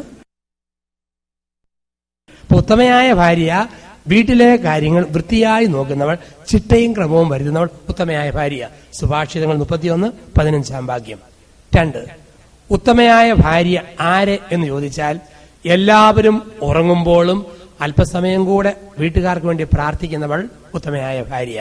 അതുകൊണ്ടാ പറയുക, ഉത്തമയായ ഭാര്യ എല്ലാവരും ഉറങ്ങുമ്പോഴും അവളുടെ വിളക്ക് അല്പസമയം കൂടെ തെളിഞ്ഞു നിൽക്കും എന്നാണ് പറയുക. എല്ലാവരും ഉറങ്ങിക്കഴിയുമ്പോഴും കട്ടിലിരുന്നോ മുട്ടുകുത്തിയോ അല്പം കൂടെ ഭർത്താവിനും മക്കൾക്കും വേണ്ടി പ്രാർത്ഥിക്കുന്നവളാണ് ഉത്തമയായ ഭാര്യ. പഴയകാല അമ്മമാരുടെ ചിത്രം ഓർത്താൽ മതി. നമ്മുടെയൊക്കെ അമ്മച്ചിമാരുടെ മുഖം എത്ര വേദനയും ബുദ്ധിമുട്ടുണ്ടെങ്കിലും ശരി, ഉറക്കടച്ചിരുന്ന് പിന്നെയും പിന്നെയും പ്രാർത്ഥിക്കും. വെളുപ്പിന് എഴുന്നേറ്റ് പ്രാർത്ഥിക്കും, കിടക്കാൻ നേരത്ത് പ്രാർത്ഥിക്കും. പ്രാർത്ഥനയോട് ചിലപ്പോൾ നമ്മൾ മടുത്തു പോകും. ഇന്ന് നീളം കാരണം എന്നാലും പ്രാർത്ഥന. ഉത്തമയായ ഭാര്യ എല്ലാവരും ഉറങ്ങുമ്പോഴും അല്പം കൂടെ കുടുംബത്തിന് വേണ്ടി പ്രാർത്ഥിക്കുന്നവർ. 3, ഉത്തമയായ ഭാര്യ സ്വന്തം കൈകൊണ്ട് മുന്തിരിത്തോട്ടം നട്ടുപിടിപ്പിക്കും. എന്ന് പറഞ്ഞാൽ അലയാനും ബുദ്ധിമുട്ടാനുള്ള മനസ്സ് എപ്പോഴും ഉള്ളവൾ ഉത്തമയായ ഭാര്യ. വീടിനു വേണ്ടി അലയുക, ബുദ്ധിമുട്ടുക, അലസതയില്ലാത്തവൾ. കുറച്ച് പണം കൊണ്ട് ഇനി ലാവിഷായിട്ട് അടിച്ചു പൊളിക്കുക, ആ രീതിയില്ല. ഇഷ്ടം പോലെ പണമുണ്ട്, ആഡംബര വസ്തുക്കളും അലങ്കാര വസ്തുക്കളും മേടിച്ചിട്ട് ജാട കാണിച്ച് ജീവിക്കുക, ഇതൊന്നുമില്ല. പരമാവധി ശേഖരിക്കും. കുടുംബത്തിനും വീട്ടുകാർക്കും വേണ്ടി നിലകൊണ്ടുകൊണ്ട് കഷ്ടപ്പെടാനുള്ള മനസ്സ് എപ്പോഴും സൂക്ഷിക്കുന്നവൾ ഉത്തമയായ ഭാര്യ. 4, ഉത്തമയായ ഭാര്യ വായ് തുറന്നാൽ നല്ലതേ പറയൂ. ഉത്തമയായ ഭാര്യ വാ തുറന്നാൽ നല്ലതേ പറയൂ. സുഭാഷിതങ്ങൾ 31, 15 മുതൽ 30 വരെയുള്ള വാക്യങ്ങളുടെ വിശദീകരണമാണ് പറയുക. വാ തുറന്നാൽ നല്ലതേ പറയൂ. ആരുടെയും കുറ്റം പറച്ചിലുമില്ല, ബഹളമില്ല, പരാതിയോ ആവലാതികളോ ഒന്നുമില്ലാത്തവൾ ഉത്തമയായ ഭാര്യ. ഭർത്താവിന്റെ വീട്ടുകാരെ കുറിച്ച് ഒന്നും പറയാനില്ല, ബുദ്ധിമുട്ടുണ്ടെങ്കിലും അതും സഹിക്കും. വീട്ടിലെ പല പല പ്രശ്നമുണ്ട്, ആ കുരിശും സഹിക്കും. അങ്ങനെ ക്ഷമിച്ച് സഹിച്ചു പോകുന്നവൾ. വാ തുറന്നാൽ നല്ലതേ സംസാരിക്കും. 5, ഉത്തമയായ ഭാര്യ ഉള്ളതിന്റെ ഓഹരി പാവങ്ങളുമായി പങ്കുവെക്കുന്നവളാണ്. ഒരു നല്ല അമ്മ, നല്ല ഭാര്യ എന്ന് പറഞ്ഞാൽ പാവങ്ങളെ സ്നേഹിക്കുക എന്നുള്ളത്. എന്റെ അമ്മ, ഞങ്ങൾ വീട്ടിൽ 2 മക്കൾ, ഞാനും ചേട്ടനും. ഇപ്പം നാട്ടിൽ അമ്മമാർക്കൊക്കെ, ഞങ്ങളുടെയൊക്കെ നാട്ടിൽ പെണ്ണുങ്ങൾക്ക് സ്വന്തമായ വരുമാന വഴികളില്ല, നമുക്കറിയാം. കാരണം മലമ്പ്രദേശങ്ങളിലെ പെണ്ണുങ്ങൾക്ക് വരുമാന മാർഗങ്ങളില്ല. സിറ്റിയിലെ പെണ്ണുങ്ങൾക്ക് ശമ്പളമൊക്കെ ഉണ്ട്. ഗ്രാമത്തിലെ തള്ളമാർക്ക് ആകെപ്പാടെ വീട്ടിലുള്ളതേ ഉള്ളൂ, ആകെപ്പാടെ. പിന്നെ സ്വന്തമായിട്ട് കിട്ടുന്ന വാശെന്ന് പറഞ്ഞാൽ ചക്കുകുരു, മാങ്ങ, മോര്, മുട്ട, കോഴിക്കുഞ്ഞ്, മൊയിലും കുഞ്ഞ്, പന്നിക്കുഞ്ഞ്, അരിമുളക്, ചൊള്ള, ചീര്, ഒട്ടുപാല്, ചില്ലുപാല്, മൺപാല്, ചിരട്ടപ്പാല്, ഇതൊക്കെ വിരിയിടുന്ന കാശാണ് അത്യാവശ്യം പെണ്ണുങ്ങൾക്കുള്ളത്. നല്ല അന്തസ്സുള്ള കെട്ടിയന്മാര് ഷീറ്റിന്റെയും മുളകിന്റെയും കാശെടുത്താലും ഈ ഒട്ടുപാലിന്റെയും ചൊള്ളിന്റെയും ചീരിന്റെയും മുട്ടയുടെയും പന്നിക്കുഞ്ഞിന്റെയും കാശ് പെണ്ണുങ്ങൾക്ക് കൊടുക്കും. കാരണം ഈ അമ്മമാർക്ക് പെൺപിള്ളാര് വളർന്നു വരുമ്പോഴത്തേക്ക് ഒരു തരി പൊന്നു മേടിച്ചു കൊടുക്കണമെങ്കിൽ അല്പം കാശ് കൈ വേണ്ടേ? അതിനുവേണ്ടിയാ. കാരണം പണ്ടത്തെ കാലമല്ലല്ലോ. ഇന്നൊക്കെ നമ്മുടെയൊക്കെ നാട്ടിൽ പെണ്ണുങ്ങളെ കെട്ടിച്ചു വിടണമെങ്കിൽ എന്തൊരു കഷ്ടപ്പാടാ. പഴയതുപോലെ വല്ലതും ആണോ? സ്വർണം ദേഹത്തിന്റെ ഏതെല്ലാം ഭാഗത്ത് ചളുക്കി പരുത്തി വെച്ചാലാ കല്യാണവും നടക്കുക. ചെവിയെ തന്നെ 3 എണ്ണം, ഒരെണ്ണം സെക്കൻഡ് സ്റ്റഡ്, ഫോൺ സ്റ്റഡ് എന്നും പറഞ്ഞ് ഇങ്ങനെ കൊളുത്തിയിട്ടിരിക്കുന്നു. പിന്നെ കഴുത്തേലാണെങ്കിൽ വളച്ചു വെച്ചിരിക്കുന്നു മുട്ടന് സാധനം. പിന്നെ കെട്ടിയവന്റെ അടി വരുമ്പം തടയാനായിട്ട് തടവള എന്നും പറഞ്ഞ് വേറെ എണ്ണം ഇവിടെ. പിന്നെ ഈ അല്പം നിയന്ത്രണം വേണം പറഞ്ഞ് മൂക്കുകയർ പോലെ മൂക്കുത്തി എന്നും പറഞ്ഞ് ഇവിടെ ഒരെണ്ണം. പിന്നെ ഇന്നലെ സൂചിപ്പിച്ചു പാദസരം എങ്ങനെ ഉണ്ടായതാന്ന്. പിന്നെ എല്ലാം കൂടെ ബാക്കി വന്നപ്പോൾ മിച്ചം വന്ന സാധനം മിഞ്ച് എന്നും പറഞ്ഞ് കാലിന്റെ വിരലെ കൊണ്ടുപോയി അവിടെ കൊണ്ട് കൊളുത്തി വെച്ചിരിക്കുന്നു. ഇവിടെ ഞാൻ ഓസ്ട്രേലിയയിൽ ഒരു പ്രോഗ്രാമിന് മെൽബണിൽ ചെന്നപ്പം അവിടെ വെച്ച് കണ്ടു എല്ലാ ഭാഗവും തീർന്നതുകൊണ്ട് പുക്കിളിന്റെ ഇവിടെ കമ്മലിട്ടുകൊണ്ട് നടക്കുന്നു. ബാക്കി ഏരിയ മൊത്തം തീർന്നുപോയി. ഏതെല്ലാം രീതിയില്ല. ഇന്ന് തട്ടാന്മാരാണെന്ന് വരിയിൽ ഒരു പുതിയ ആഭരണം കണ്ടുപിടിക്കുക. പെണ്ണുങ്ങൾക്ക് വർത്തമാനം കൂടുതലാണെന്നും പറഞ്ഞ് കീഴ്ച്ചുണ്ടും മേലിച്ചുണ്ടും കൂടെ തുളച്ചിട്ട് ചൊടികുത്തി എന്നും പറയുന്ന ഒരു പുതിയ സാധനം. അപ്പൊ ഇങ്ങനെ അല്പം പൈസ വേണ്ടേ? അപ്പൊ അതിനുവേണ്ടി ഈ നല്ല ആണുങ്ങൾ കുറച്ച് പൈസ സ്ത്രീകൾക്ക് ഇങ്ങനെ കൊടുത്തേക്കും. അപ്പം പല ചേട്ടത്തിമാരും പറയും, എന്റെ അച്ഛാ ഇങ്ങനെയൊക്കെ കാശ് കിട്ടുമ്പം 5-ന്റെയും 10-ന്റെയും 20-ന്റെയും നോട്ട് ഞങ്ങൾ മേശയുടെ ടോയ്ക്കകത്തും അവിടെ ഇവിടെയും പുസ്തകത്തിലൊക്കെ വെച്ചേക്കും. 50-ന്റെയും 100-ന്റെയും നോട്ട് മാത്രം ഞങ്ങൾ ബൈബിളിനകത്ത് കയറ്റി വെക്കും. കാരണം കെട്ടിയവനെന്ന് പറയുന്ന ജീവി തുറക്കാത്ത ഏക സാധനം ബൈബിള് മാത്രം. 50-ഉം 100-ഉം ബൈബിളിനകത്ത്, 5-ഉം 10-ഉം മേശപ്പുറത്ത്. അപ്പം ഒരു നല്ല സ്ത്രീ എന്ന് പറഞ്ഞു കഴിഞ്ഞാൽ ഇങ്ങനെയൊക്കെ ഉള്ളപ്പോഴും ഇതിന്റെ ഓഹരി ഇല്ലാത്തവരോട് പങ്കുവെക്കും. അപ്പൊ അമ്മ ഞങ്ങളുടെ വീട്ടിൽ പന്നിക്കുഞ്ഞിനെ വിൽക്കുന്ന സമയം, അപ്പൊ അമ്മയ്ക്ക് വലിയ കാശുള്ള ദിവസങ്ങളാ പന്നി കച്ചവടം നടക്കുന്ന സമയം. അപ്പം ഇങ്ങനെ കിട്ടുമ്പോഴത്തേക്ക് ഒരു പന്നിക്കുഞ്ഞിന്റെ കാശ് അമ്മ മാറ്റി വെക്കും. എന്നിട്ട് പറയാം, മക്കളെ എനിക്കൊരു പെങ്കൊച്ചില്ലല്ലോ, അതുകൊണ്ട് ഏതെങ്കിലും പാവപ്പെട്ട പെണ്ണിന് കുർബാനയ്ക്കുള്ള പാടിന് ഒരു പാവാടത്തുണിയും ബ്ലൗസ് പീസും കൊടുക്കാൻ വേണ്ടിയാ എല്ലാ വർഷം അമ്മ ഇങ്ങനെ ചെയ്യുന്ന കണ്ടിട്ടുണ്ട്. ഞങ്ങൾ കൊച്ചു കുടുംബം ആയതുകൊണ്ട് ചക്ക വെട്ടി കഴിയുമ്പോഴത്തേക്ക് ഒരു മുറി മതി ഞങ്ങൾക്ക്. മറ്റേ മുറി അടുത്ത ഈ ലക്ഷം വീട് കോളനിയിലെ ഹരിജൻ കോളനിയിലെ പാവപ്പെട്ടവരെ വിളിച്ചിട്ട് അവർക്ക് കൊടുക്കുന്ന കേട്ടിട്ടുണ്ട് കുഞ്ഞുനാള് മുതൽ. അപ്പം അതുകൊണ്ട് എനിക്കും പിന്നീട് വളർന്നു വന്നപ്പോഴത്തേക്ക് ഈ പാവങ്ങളുമായുള്ള എന്തെങ്കിലുമൊക്കെ കൊച്ചു കൊച്ചു സഹായം ചെയ്യണമെന്നുള്ള ഒരു തോന്നൽ അമ്മയിൽ നിന്ന് കിട്ടിയതാണ്. അപ്പം ആ ഒരു ഒറ്റ ചിന്തയാണ് ഞാൻ തിരുവനന്തപുരത്തായിരുന്നപ്പോൾ മെഡിക്കൽ കോളേജിൽ നിന്ന് ഉപേക്ഷിച്ചവർ ആർക്കും വേണ്ടാതെ വഴി കിടക്കുന്നവരെ പെറുക്കിയെടുത്ത് വളർത്തുന്ന ഒരു സ്ഥാപനം ഞാൻ തുടങ്ങി 1999 അവസാനം. അതൊക്കെ കുഞ്ഞുനാളിൽ എൻ്റെ ഓർമ്മകളുടെ ഫലമാണ്. തിരുവനന്തപുരത്തിന് ഹൃദയഭാവം ശ്രീകാര്യത്ത് ഒരു വീട്, ഒരു മനുഷ്യൻ വീടും 18 സെന്റ് സ്ഥലവും കൂടെ തന്നു. ഒത്തിരി പേരെ കൊണ്ട് സഹകരിപ്പിച്ച് ഇപ്പോൾ അവിടെ എപ്പോഴും 30 പേർക്ക് അവിടെ കിടക്കാം. 30 പേർക്ക് ഒരാൾ മരിച്ചാലേ അടുത്ത ആൾക്കുള്ളൂ. വേറെ ഒത്തിരി പേരെ കൂട്ടിയാൽ വൃത്തിയും ചിട്ടയും പോകും. അതുകൊണ്ട് 30 പേര് സിസ്റ്റേഴ്സ് നോക്കാനുണ്ട്. ഞാൻ സഭയുടെ ചാർജായിട്ട് വന്നപ്പോഴത്തേക്ക് വേറെ അച്ഛനോട് അപ്പോയിന്റ് ചെയ്ത് ഭംഗിയായിട്ട് നൽകുന്നു. ശ്രീകാര്യം അസീസ് നികേതൻ എന്നും പറഞ്ഞ്. അപ്പം ഇതൊക്കെ തുടങ്ങാനുണ്ടായ സാഹചര്യം 60 വയസ്സ് കഴിഞ്ഞവരും ആരുമില്ലാത്ത അനാഥർക്കും സംരക്ഷണമായിട്ട് അത് നടത്തിക്കൊണ്ടിരിക്കുക. അപ്പം അതൊക്കെ തുടങ്ങിയതിൻ്റെ ഒരു പ്രചോദനം അമ്മയിൽ നിന്നും മറ്റും കണ്ടതാണ്. ഇപ്പോൾ ഒരു നല്ല അമ്മ, ഒരു നല്ല ഭാര്യ ഉള്ളതിന്റെ വീതം ഇല്ലാത്തവരുമായിട്ട് പങ്കുവെക്കുന്ന മനസ്സ്, അത് കാണിക്കുന്നതാണ് ഉത്തമയായ ഭാര്യ. ഇപ്പോൾ ഒരു സ്ത്രീയുടെ 5 യോഗ്യത. ഇനി ആരെ ഉത്തമനായ ഭർത്താവ്? എഫേസ്യസ് ലേഖനം 5-ാം അധ്യായം ഭാര്യാഭർത്തൃ ബന്ധത്തിൽ ഭർത്താക്കന്മാരെ കുറിച്ച് പറയുന്നു. എഫേസ്യസ് ലേഖനം 5-ാം അധ്യായത്തിൽ പറയുന്നു, 1, ഉത്തമനായ ഭർത്താവ് ആരെന്ന് ചോദിച്ചാൽ ഭാര്യയെ സ്നേഹിക്കുന്നവനാണ്. ഏറ്റവും അടിസ്ഥാനം സ്നേഹമാണ്. അടിസ്ഥാനപരമായിട്ട് ഒരു സ്ത്രീ കൊടുക്കേണ്ടത്, ഭർത്താവിന് കൊടുക്കേണ്ടത് സ്നേഹമാണ്. ചില ആണുങ്ങളുണ്ട് ഉള്ളു നിറയെ സ്നേഹമാണ്, പക്ഷെ പ്രകടിപ്പിക്കാൻ അറിയത്തില്ല. അകത്തില്ലാഞ്ഞിട്ടല്ല, കാണിക്കാൻ അറിയത്തില്ല. അവർ പറയും, അച്ഛാ എന്റെ മനസ്സിൽ ഈ മുഖമല്ലാതെ വേറൊരു മുഖമില്ല. അത് ഭാര്യയ്ക്ക് കൂടെ തോന്നണം വേറെ മുഖമില്ലെന്നുള്ളത്. ഒരു സ്ത്രീ പറഞ്ഞ, അച്ഛാ ഇയാൾ മിടുക്കനാ, പക്ഷെ ഭൂമിയിൽ ഏത് പെണ്ണുങ്ങളെ കണ്ടാലും നിർത്താത്ത വർത്താനം, എന്നോട് മാത്രം ഒന്നും സംസാരിക്കാനില്ല. ചില ആണുങ്ങളുണ്ട് സ്വന്തം ഭാര്യയേക്കാൾ ഇഷ്ടം പെങ്ങളോടാ, പഴയ പെങ്ങളോട്. എപ്പോഴും പെങ്ങളെ പൊക്കി പിടിച്ച് നടക്കും, സ്വന്തം ഭാര്യയേക്കാൾ ഉപരി സ്ഥാനം. കല്യാണം കഴിഞ്ഞാൽ അതൊക്കെ നിഷിദ്ധമാണ്. കാരണം ഒരു സ്ത്രീക്ക് തോന്നരുത് എന്നേക്കാൾ ഉപരിയായിട്ട് ഇവൻ ഇയാളുടെ പെങ്ങളോടാ ബന്ധങ്ങൾ, അല്ലെ അമ്മയോടാ ബന്ധം. സ്നേഹിക്കുന്ന ഭർത്താവാണെങ്കിൽ അത് പോരാ. അപ്പൊ ശരിക്കും സ്നേഹമുണ്ടെന്ന് വരില്ല, ആ സ്നേഹം പ്രകടിപ്പിക്കണം. ഇതിൽ അസീസി ധ്യാനമന്ദിരത്തിൽ ഭർത്താവും ഭാര്യയും കൂടെ ധ്യാനിക്കാൻ പോകും. ധ്യാനം കൂടി കഴിഞ്ഞപ്പോഴത്തെ മനസ്സിലായി ഇവനൊരു കുഴപ്പമുണ്ട്. ഇവന് സ്നേഹം പ്രകടിപ്പിക്കാൻ അറിയത്തില്ല. ഉള്ളു മുഴുവൻ സ്നേഹമാണ്, പക്ഷെ പ്രകടിപ്പിക്കാൻ അറിയത്തില്ല. മനസ്സ് നിറയെ സ്നേഹമാണ്, പ്രകടിപ്പിക്കാൻ അറിയത്തില്ല. ഭാര്യ പറഞ്ഞാൽ ഇയാൾ എന്നെയല്ല കെട്ടിയിരിക്കുന്നത്. ഇയാൾ കെട്ടിയിരിക്കുന്നത് ഒരു റബ്ബർ തോട്ടത്തെയും 25 ഷീറ്റിനെയും ഒരു മാരുതിക്കാരനെയും. ആച്ചാ എന്റെ കൂടെ 2 ദിവസം പോലും താമസിക്കില്ല. എപ്പോഴും കാറേ ശരണം, ഷീറ്റേ ശരണം, തോട്ടം ശരണം, ഈ പോക്ക് തന്നെ പോക്ക്. അച്ഛനൊന്ന് പറയണം. ഞാൻ പറഞ്ഞു, പൊന്നു മനുഷ്യ, ഭാര്യ ഒരു പാവം സ്ത്രീയാണ്, അല്പം കൂടെ അവളുടെ കാര്യത്തിൽ ശ്രദ്ധിക്കണം. ഇങ്ങനെ ഷീറ്റേ തോട്ടം കാറ് എന്ന് പറഞ്ഞു ഓടി നടന്നാൽ പോരാ, അല്പം കൂടെ ശ്രദ്ധിക്കണം. എന്നാൽ അയാൾ പറഞ്ഞു, പൊട്ടച്ചവത്താലി അവൾക്ക് വല്ല വിവരമുണ്ടോ വെച്ചാൽ? അവൾക്ക് എന്നാത്തിന്റെ കുറവാച്ചാ? ഡെയിലി 10 ഷീറ്റ് അവളുടെ പേരിൽ, ഒരു അംബാസിഡർ കാറ്, സമർത്ഥനായ ഒരു ഡ്രൈവർ, ഒരു കുറവും ഞാൻ വരുത്തിയിട്ടില്ല. ഞാൻ പറഞ്ഞു, അതാ കുറവ്, ഡ്രൈവർ പോരാ, നീ തന്നെ വേണം, ഇതാണ് പ്രശ്നം. അപ്പൊ ഈ സ്നേഹം ഉള്ളി വെച്ചാൽ പോരാ, അത് പ്രകടിപ്പിക്കണം, അത് കാണിക്കാനും പഠിക്കണം എന്നുള്ളതാണ്. ഉത്തമനായ ഭർത്താവ് ഭാര്യയെ സ്നേഹിക്കുന്നവനാണ്. ഉത്തമനായ ഭർത്താവ് ഭാര്യയെ സ്നേഹിക്കുന്നവനാണ്. 2, ഉത്തമനായ ഭർത്താവ് ഭാര്യയെ വളർത്തുന്നവനാണ്. ഭാര്യയെ വളർത്തുന്നവനാണ് ഉത്തമനായ ഭർത്താവ്. ശിരസായ മിശിഹ ഉടലായ സഭയെ വളർത്തിയതുപോലെ ശിരസായ ഭർത്താവ് ഉടലായ ഭാര്യയെ വളർത്തണം. പാല അൽഫോൻസ കോളേജിൽ ഒത്തിരി ധ്യാനിപ്പിച്ചൊക്കെ നടന്നിരുന്ന ഒരു ടീച്ചർ ഉണ്ടായിരുന്നു, മരിച്ചുപോയ റോസ്ലിൻ ചെറിയാൻ.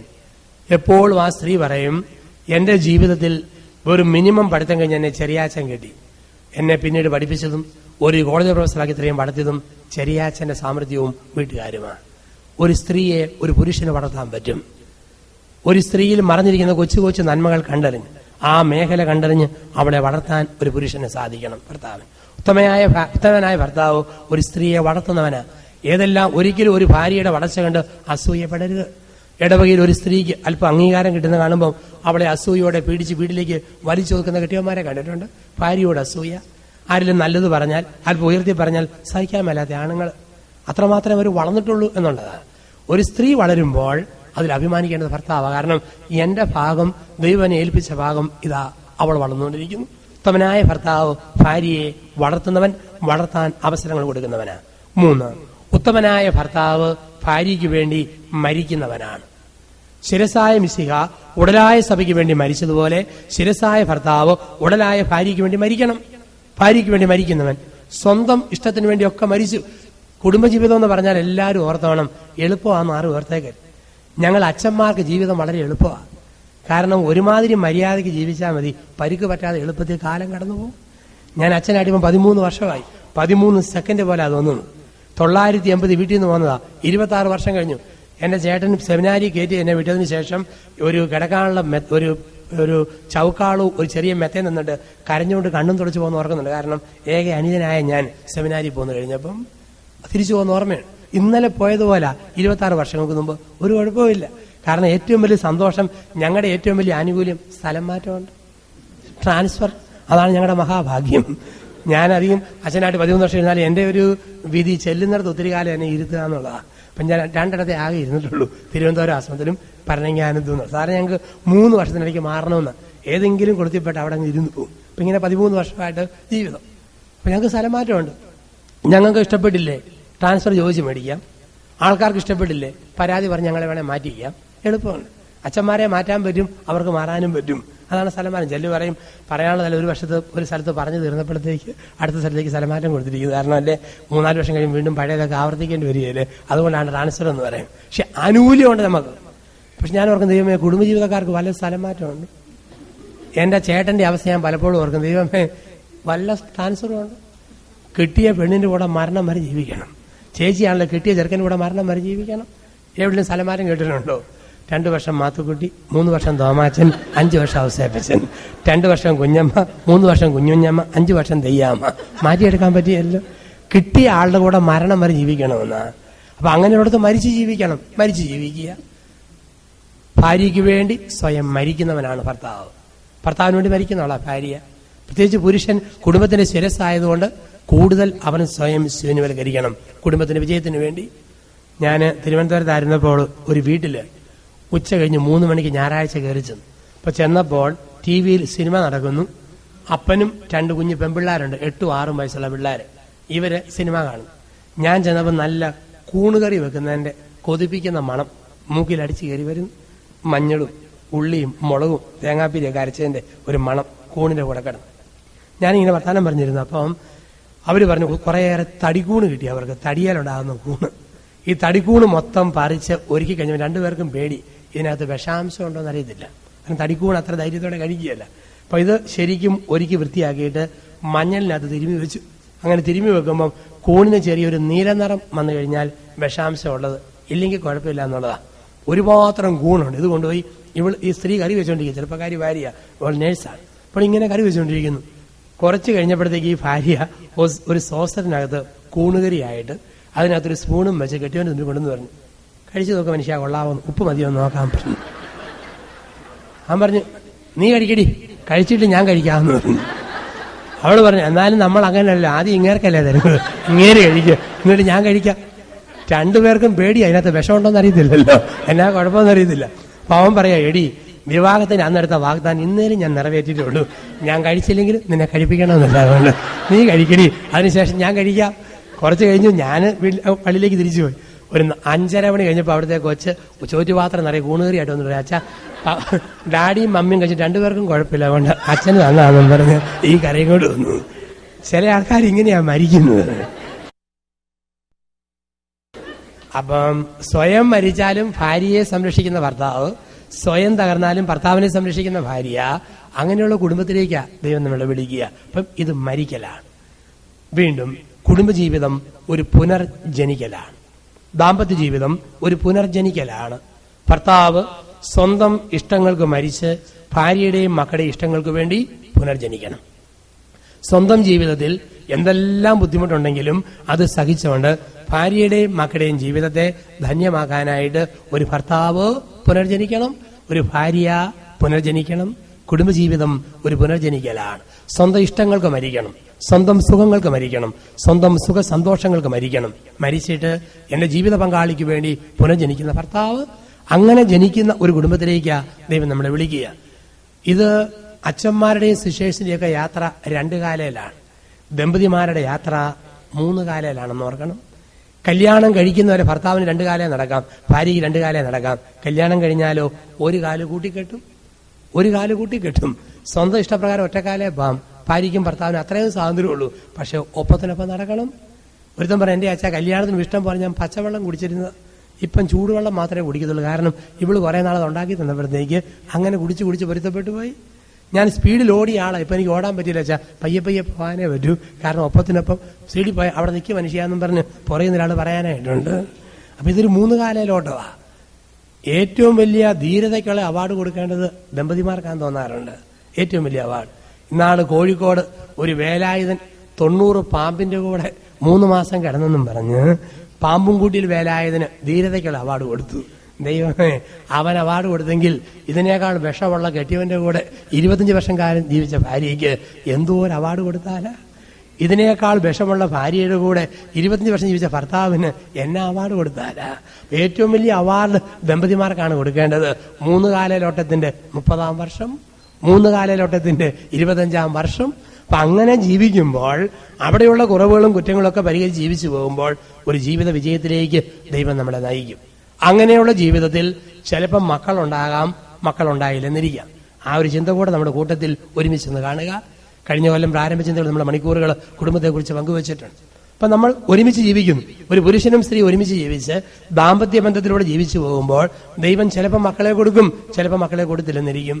കുടുംബജീവിതത്തിന്റെ വിശുദ്ധി ആരംഭിക്കുന്നത് ആദ്യ രാത്രി മുതലാണ്. ഒരു സ്ഥലത്ത് ഞാൻ ഇങ്ങനെ ധ്യാനിപ്പിച്ചപ്പം പള്ളിയുടെ അകത്തിടയുണ്ടായിട്ട് ഒത്തിരി ചെറുപ്പക്കാർ പുറത്ത് ഇങ്ങനെ ഇരുന്ന് കേൾക്കുക. അപ്പൊ ഞാൻ പറഞ്ഞു, ധ്യാനത്തിന്റെ 4-ാം ദിവസമായി ഇന്ന് അച്ഛൻ ഒരു ആദ്യ രാത്രി അവതരിപ്പിക്കാൻ പോവുക. കേട്ടത് ബാധി, കേൾക്കാത്തത് ബാധി. ആനവാതിൽ തള്ളി തുറന്നുകൊണ്ട് അകത്തേക്കൊരു കൂട്ടയിടി. ബൈബിളിൽ ഒരു ആദ്യ രാത്രിയുണ്ട്. തോബിത്തിന്റെ പുസ്തകം 8ഉം 9ഉം അധ്യായങ്ങളിലെ ആദ്യ രാത്രി, 8-ാം അധ്യായത്തിലും 9-ാം അധ്യായത്തിലേയും കടന്നു വരുമ്പോൾ ആദ്യ രാത്രി തോബിയാസും ഭാര്യയും സാറായും കൂടെ തനിച്ച് മണവറയ്ക്കുള്ളിലായി. അവരിങ്ങനെ തനിച്ച് മണവറയ്ക്കുള്ളിൽ ആയിരിക്കുമ്പോൾ സാറായും തോബിയാസ് ഇരിക്കുമ്പോൾ തോബിയാസ് സാറയോട് പറഞ്ഞു, വാടി എഴുന്നേക്കടി, നമുക്ക് പ്രാർത്ഥിക്കാം. എന്നിട്ട് പറഞ്ഞു തുടങ്ങുക, പിതാക്കന്മാരുടെ ദൈവമായ കർത്താവേ, നീ ആദത്തിന് ചേർന്ന ഇണയായി തക്കതായ തുണയായി ഹവ്വായെ നൽകി. അവരിൽ നിന്നും മാനവ വംശം ജന്മമെടുത്തു. എന്നിട്ട് പറയുക, ദൈവമേ, ഞാനിവളെ സ്വീകരിച്ചിരിക്കുന്നത് നിഷ്കളങ്കമായ സ്നേഹത്താലാണ്, വിശുദ്ധമായ സ്നേഹത്താലാണ്. ഇവളോടൊത്ത് ശവക്കല്ലറ വരെ എത്താൻ എനിക്ക് കൃപ തരണമേ. അപ്പോൾ സാറാ പറഞ്ഞു, ആമേൻ. ആമേൻ എന്ന ഹീബ്രു വാക്കിന്റെ അർത്ഥം അപ്രകാരം സംഭവിക്കട്ടെ. കെട്ടിയവൻ എന്നാ പറഞ്ഞോ? അപ്രകാരം സംഭവിക്കട്ടെ. ഇതായിരുന്നു ആദ്യ രാത്രിയിലെ പ്രാർത്ഥന. നിങ്ങൾ പലരും വർഷങ്ങൾക്ക് മുമ്പ് ആദ്യ രാത്രി കഴിഞ്ഞവരുണ്ട്. ആദ്യ രാത്രിയിലെ ആദ്യത്തെ ഡയലോഗ് എന്തായിരുന്നുവെന്ന് ഈ ധ്യാനത്തിൽ ഒന്ന് ചിന്തിക്കണം. എത്ര പേര് പറഞ്ഞു, വരൂ നമുക്ക് എഴുന്നേക്കാം, പ്രാർത്ഥിക്കാം? പല ആണുങ്ങളും ചോദിച്ചോടി, ഇത് മുഴുവൻ സ്വർണ്ണമാണോ അത് മുക്കുവണ്ടം വല്ലതുണ്ടോ?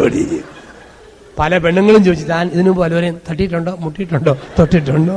ഇതാണ് പലപ്പോഴും ആദ്യ രാത്രിയിലെ ആദ്യ ഡയലോഗ്. അപ്പൊ ഒരുമിച്ച് പ്രാർത്ഥിച്ച് ഒന്നിച്ചാരംഭിച്ചപ്പോൾ കുടുംബജീവിതം വിജയിച്ചെന്നാ പറയുക. ഗ്രീക്ക് തത്വചിന്തകനായ പ്ലേറ്റോയുടെ വിശ്വപ്രസിദ്ധമായ ഒരു പുസ്തകമുണ്ട്. ആ പുസ്തകത്തിന്റെ പേരാണ് സിംബോസിയം. സിംബോസിയം എന്ന പുസ്തകത്തിൽ ഒരു ജീവിയെ കുറിച്ച് പറയുന്നുണ്ട്. ആ ജീവിയുടെ പേരാണ് ആൻഡ്രോജീൻസ്. ആൻഡ്രോജീൻസ് എന്ന ജീവിയാണ് പ്ലേറ്റോ സിംബോസിയം എന്ന ആ ഫിലോസോഫിക്കൽ ബുക്കിൽ അവതരിപ്പിക്കുക. ഈ ആൻഡ്രോജീൻസിന്റെ പ്രത്യേകത,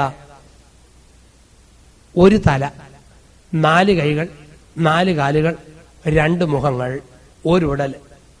4 കാലുകൾ, 4 കൈകൾ, ഒരു ഉടല്, ഒരു തല, 2 മുഖം. ഇതാണ് ആൻഡ്രോജീനിസ്. 2 ജീവികളുടെ സമ്പൂർണ്ണ പൊരുത്തതയെ കാണിക്കുക. അപ്പൊ ദേവന്മാർക്ക് പോലും ഈ ജീവികളുടെ പൊരുത്തം കണ്ടത്, ഐക്യം കണ്ടപ്പം അസൂയയായി.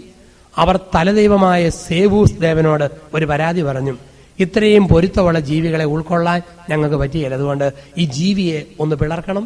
അപ്പോൾ സേവൂസ് ദേവൻ മിന്നൽ പിളർ എന്ന ആയുധം അയച്ച് ഈ ജീവിയെ 2ആയിട്ട് പിളർന്നു. അങ്ങനെ പിളർന്ന ജീവിയാണ് നരൻ, നാരി, പുരുഷൻ, സ്ത്രീ 2ആയിട്ട് പിളർന്നു. അന്നു മുതൽ ആണുങ്ങൾക്കും പെണ്ണുങ്ങൾക്കും മനപ്രയാസം. പിന്നെ എന്ന് ഒരുമിച്ച് കൂടുവോ അന്നേ ഉള്ളൂ പൂർണ്ണമായ സന്തോഷം. ഇതാണ് പ്ലേറ്റോ പറയുക, ഏറ്റവും ചേരുന്നത് പുരുഷനും സ്ത്രീയും ഒരുമിക്കുമ്പോഴാണ് ജീവിതത്തിന്റെ ധന്യത, ഏറ്റവും വലിയ തൃപ്തി അനുഭവിക്കുന്ന അവിടെയാണ്. കാരണം ഒരുമിച്ചിരുന്നവരെ ഒരിക്കൽ വിഭജിച്ചു, പിന്നീട് തമ്പുരാൻ വീണ്ടും ഒരുമിപ്പിച്ചു.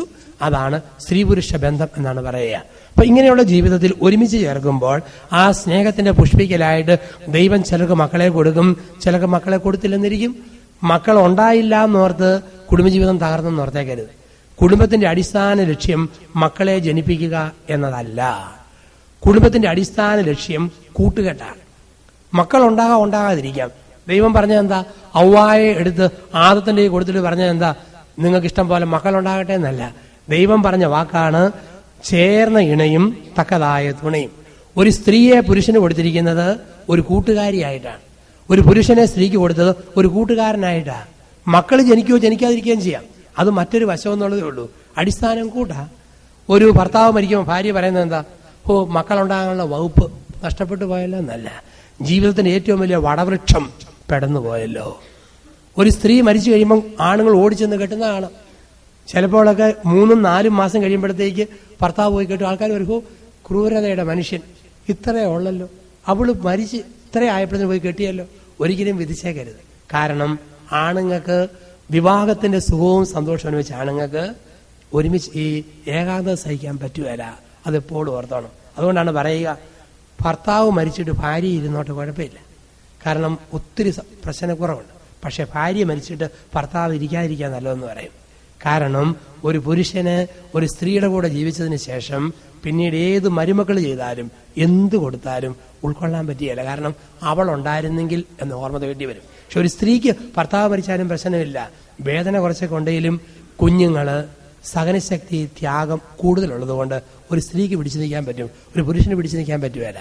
ചേർന്ന ഇണയായിട്ടാണ് കൊടുക്കുക. ഈ ഏകാന്തത്തിൽ ആണുങ്ങൾ പെട്ടെന്ന് കിട്ടും, പെണ്ണുങ്ങൾ അതുപോലെ കെട്ടിക്കുന്നില്ല. ഈ ഏകാന്തത സഹിക്കാൻ മേലാഞ്ഞിട്ടാ മനഃശാസ്ത്രപരമായിട്ട് ഈ ഒരു അവസ്ഥയുണ്ട്. അപ്പോൾ ഒരുമിച്ച് ജീവിക്കുന്നു. കുഞ്ഞുങ്ങളുണ്ടെങ്കിൽ അതിലേക്ക് ശ്രദ്ധ തിരിയും, ഇല്ലെങ്കിൽ പരസ്പര ശ്രദ്ധ. കുഞ്ഞുങ്ങൾ ഉണ്ടാകാത്തവരെന്നാ ഓർക്കണം, ദൈവം എനിക്ക് കുറേ സ്വത്ത് തന്നിട്ടുണ്ട്, അത് പാവപ്പെട്ടവരിലേക്ക് എത്തിക്കാൻ ഒത്തിരി പാവപ്പെട്ട കുഞ്ഞുങ്ങളെയൊക്കെ സഹായിച്ച് ഞാൻ അത് പൂർത്തീകരിക്കും. ഇനി കുഞ്ഞുങ്ങളുണ്ടെങ്കിലോ ഒരു ചെറിയ ചിന്ത മനസ്സിൽ പതിപ്പിക്കണം. എരുമ, പശു, ആട്, പന്നി ഗർഭം ധരിക്കുന്നത് വയറ്റിലാണ്. പക്ഷെ ഒരു മനുഷ്യ സ്ത്രീ ഗർഭം ധരിക്കുന്നത് 2 പ്രാവശ്യമാണ്. ആദ്യം ഹൃദയത്തിൽ, 6 മാസം കഴിഞ്ഞ് ഉദരത്തിൽ എന്നാണ് പറയുക. ആദ്യം ഹൃദയത്തിൽ. ഒരു കുഞ്ഞിനു വേണ്ടി ഭർത്താവും ഭാര്യയും ദാഹിച്ച് പ്രാർത്ഥിക്കണം. അങ്ങനെ പ്രാർത്ഥിച്ച് ഒരുങ്ങി 5-6 മാസം കഴിഞ്ഞിട്ട് ആഗ്രഹിച്ച കുഞ്ഞിനെ ശാരീരിക ബന്ധത്തിലൂടെ ഉദരത്തിൽ ജനിപ്പിക്കണം. ആദ്യം ഹൃദയത്തിൽ, പിന്നീട് ഉദരത്തിൽ. ഇങ്ങനെയാണ് ദൈവം സൃഷ്ടികർമ്മം വെച്ചിരിക്കുക. ആദ്യം ഹൃദയത്തിൽ, പിന്നീട് ഉദരത്തില്. അങ്ങനെ ബൈബിളിൽ ഹൃദയത്തിൽ സ്വീകരിച്ച കുഞ്ഞിനെ ഉദരത്തിൽ ജനിപ്പിച്ച 2 സ്ത്രീകളുണ്ട്. ഒന്ന് എലിസബത്ത്, 2 പരിശുദ്ധയമ്മ. എലിസബത്ത് പ്രസവിച്ചത് പ്രവാചകനെ, മറിയം പ്രസവിച്ചത് രക്ഷകനെ. നിങ്ങളുടെയൊക്കെ മക്കൾ നിങ്ങൾക്ക് രക്ഷകരും പ്രവാചകരുമായിട്ട് മാറണമെങ്കിൽ, നിങ്ങളുടെയൊക്കെ മക്കൾ നിങ്ങൾക്ക് രക്ഷകരും പ്രവാചകരുമായിട്ട് മാറണമെങ്കിൽ പ്രാർത്ഥിച്ച് ഒരുങ്ങിയിട്ട് മക്കൾക്ക് ജന്മം കൊടുക്കണമെന്നാ. ഇനിയും ചിലപ്പം ഹൃദയത്തിൽ സ്വീകരിച്ചിട്ട് ഉദരത്തിൽ ജനിപ്പിക്കുമ്പോൾ ആ മക്കള് രക്ഷകരും പ്രവാചകരുമായിട്ട് മാറും. ഇനി കുറച്ച് വർഷം കഴിഞ്ഞ് ചിലപ്പോൾ വീണ്ടും ഈ വഴിക്കെങ്ങാനും ഞാൻ കടന്നു വന്നാൽ അന്ന് ഇവിടെ വരുമ്പോൾ പള്ളിയുടെ മുറ്റത്തും പരിസരത്തും രക്ഷകരും പ്രവാചകന്മാരും ഓടി നടക്കുന്നത് കാണുമോ? അതോ സാക്ഷാൽ കുട്ടിപ്പിശാചിയുടെ കൂട്ടയോട്ടം കാണുമോ? എങ്ങനെയാണോ മക്കളെ ജനിപ്പിച്ചത് അതുപോലെ ഇരിക്കും മക്കളുടെ സ്വഭാവം എന്നാണ് പറയുക. പ്രാർത്ഥനാപൂർവ്വം കുഞ്ഞുങ്ങൾക്ക് ജന്മം കൊടുക്കണം ദമ്പതിമാര്, പ്രാർത്ഥനാപൂർവ്വം. അപ്പൊ അങ്ങനെയുള്ള കുഞ്ഞുങ്ങളൊക്കെ വളർന്നു വരുമ്പോഴത്തേക്ക് ആ കുഞ്ഞുങ്ങളിൽ മറഞ്ഞിരിക്കുന്ന ദൈവവിളികൾ കണ്ടറിഞ്ഞ് പ്രോത്സാഹിപ്പിക്കണം. അതും അപ്പനമ്മമാരുടെ കടമയാണ്. നമ്മുടെ മക്കളിൽ മറഞ്ഞിരിക്കുന്ന കൊച്ചു കൊച്ചു ദൈവവിളികൾ കണ്ടറിഞ്ഞ് പ്രോത്സാഹിപ്പിക്കണം. ഉദാഹരണത്തിന്, ഒരു മോൻ ഭക്ഷണമൊക്കെ കഴിച്ചേച്ച് ചുമ്മാ കുലുങ്ങി ചാടുക, തീങ്കുത്താന്നും പറഞ്ഞ് ഞുള്ളാൻ പോയേക്കരുത്. ഹൈ ജമ്പ്, ലോങ് ജമ്പ്, ഓട്ടം, ചാട്ടം, അതിനകത്ത് മക്കളെ പരിശീലിപ്പിക്കണമെന്നാണ് പറയുക. കുഞ്ഞുനാളിൽ കാണുന്ന കൊച്ചു കൊച്ചു ദൈവവിളികൾ കണ്ടറിഞ്ഞ് പ്രോത്സാഹിപ്പിക്കണം. നമ്മുടെ വിളിയും ഒരു നമ്മുടെ കടമയൊക്കെയാ. കുഞ്ഞുങ്ങളിലുള്ള കൊച്ചു കൊച്ചു ദൈവവിളികൾ കണ്ടറിഞ്ഞ് പ്രോത്സാഹിപ്പിക്കുക. എന്റെ ചേട്ടന്റെ മോള് 5 വയസ്സായപ്പം തലയിൽ തോർത്തു വിട്ടുകൊണ്ട് ഇങ്ങനെ നടക്കും. കന്യാസ്ത്രീയാകാൻ ആഗ്രഹം. തലമുണ്ട് കിട്ടാത്തതുകൊണ്ട് കുളിമുണ്ട് തലമുണ്ടാന്നും പറഞ്ഞ് തലയിലിട്ടുകൊണ്ട് നടക്കുന്നു. അയൽവക്കത്തെ വീട്ടിലൊരു വലിയ കുടിയനുണ്ട്, കുടിയനുമുണ്ടൊരു മോള്, അവക്ക് കൊണ്ട് തോർത്ത്. അവള് തലയിലിടുകയല്ല, കൈ പിടിച്ചാട്ടും, ബാവോ ബാവോ ബാവോ. അവക്ക് വീട്ടിലമ്മയാകാനുള്ള സാധ്യത. ചേട്ടന്റെ മോന് 5 വയസ്സായപ്പോ മുതല് മല്ലി, മുളക്, ഉള്ളി, സവോള പൊതിഞ്ഞുകൊണ്ട് വരുന്ന കടലാസുണ്ട്. അതിൽ ചാക്കുനൂല് മുറുക്കി കിട്ടിയിട്ട് ഇങ്ങനെ ആട്ടിക്കൊണ്ട് നടക്കുക. സർവാധിപനാം കർത്താവേ നിന്നെ വണങ്ങി നമിക്കുന്നേ. അച്ഛനാകാൻ സാധ്യത. ധൂപക്കുറ്റി ആട്ടിക്കൊണ്ട് നടക്കുന്നു. അയൽവക്കത്തെ വീട്ടിൽ ചെറുക്കനുണ്ട്, അവൻ ചാക്കുനൂലിന്റെ അറ്റം ചെവി വെക്കും, മറ്റേ അറ്റം കൂട്ടുകാരനെ നെഞ്ചേ വെക്കും. എന്നിട്ട് പറയും, ശ്വാസം മുറുക്കി വിടറ, അയച്ചു വിടറ, നീട്ടി വിടറ, കുറുക്കി വിടറ. ഡോക്ടറാകാനുള്ള സാധ്യത. ചിലര് ചെറിയ കമ്പിയും ഈർക്കിലിയെ കയ്യിലെടുത്തിട്ട് പഠിക്കാവട പഠിക്കാവട പഠിക്കാവട സാറാകാൻ സാധ്യത. ചില കള്ളനും പോലീസും കളിക്കുന്നു. ചിലർക്ക് കള്ളനാകാൻ സാധ്യത, ചിലർക്ക് പോലീസാകാൻ സാധ്യത. എല്ലാവർക്കും ഓരോരോ സാധ്യതയുണ്ട്. സത്യം പറയുകയാണെങ്കിൽ ഈ കള്ളന്മാരെ വളർത്തുന്നത് ആരാ? മാതാപിതാക്കളാണ്. ആ കാരണം കൊച്ചുപിള്ളാരെ ആ രീതിയിൽ വളർത്തുന്ന മാതാപിതാക്കളാ. എന്താ തൊട്ടിയിലിട്ട് ആട്ടിക്കൊണ്ട് ആദ്യം പറയുന്നത്? അപ്പനും അമ്മയോട് നോക്കി പറയും, കണ്ടോ കള്ളന്റെ കിടപ്പ് കണ്ടോ, കള്ളിയുടെ ചിരി കണ്ടോ, ബാവോ ബാവോ ബാവോ. അവിടെ നാട്ടി ആരംഭിക്കുന്നതാ. സ്കൂളിൽ പോയി വരുമ്പോഴോ കള്ളന്റെ ഓട്ടം കണ്ടോ, കള്ളിയുടെ ചാട്ടം കണ്ടോ. യുവത്വത്തിൽ അവള് കാമുകനെ വിളിക്കും എന്റെ കള്ള, അവൻ വിളിക്കും പൊടി കള്ളി. അങ്ങനെ ആരംഭിച്ച് അത് ദൈവവിളിയായിട്ട് മാറും. ആദ്യമായിട്ട് പിള്ളേരെ നുണ പറയാൻ പഠിപ്പിച്ചത് ആരാ? പെറ്റതള്ള. വട്ടയപ്പ കഷ്ണം കയ്യിലെടുത്ത് പിടിച്ചിരിക്കുക.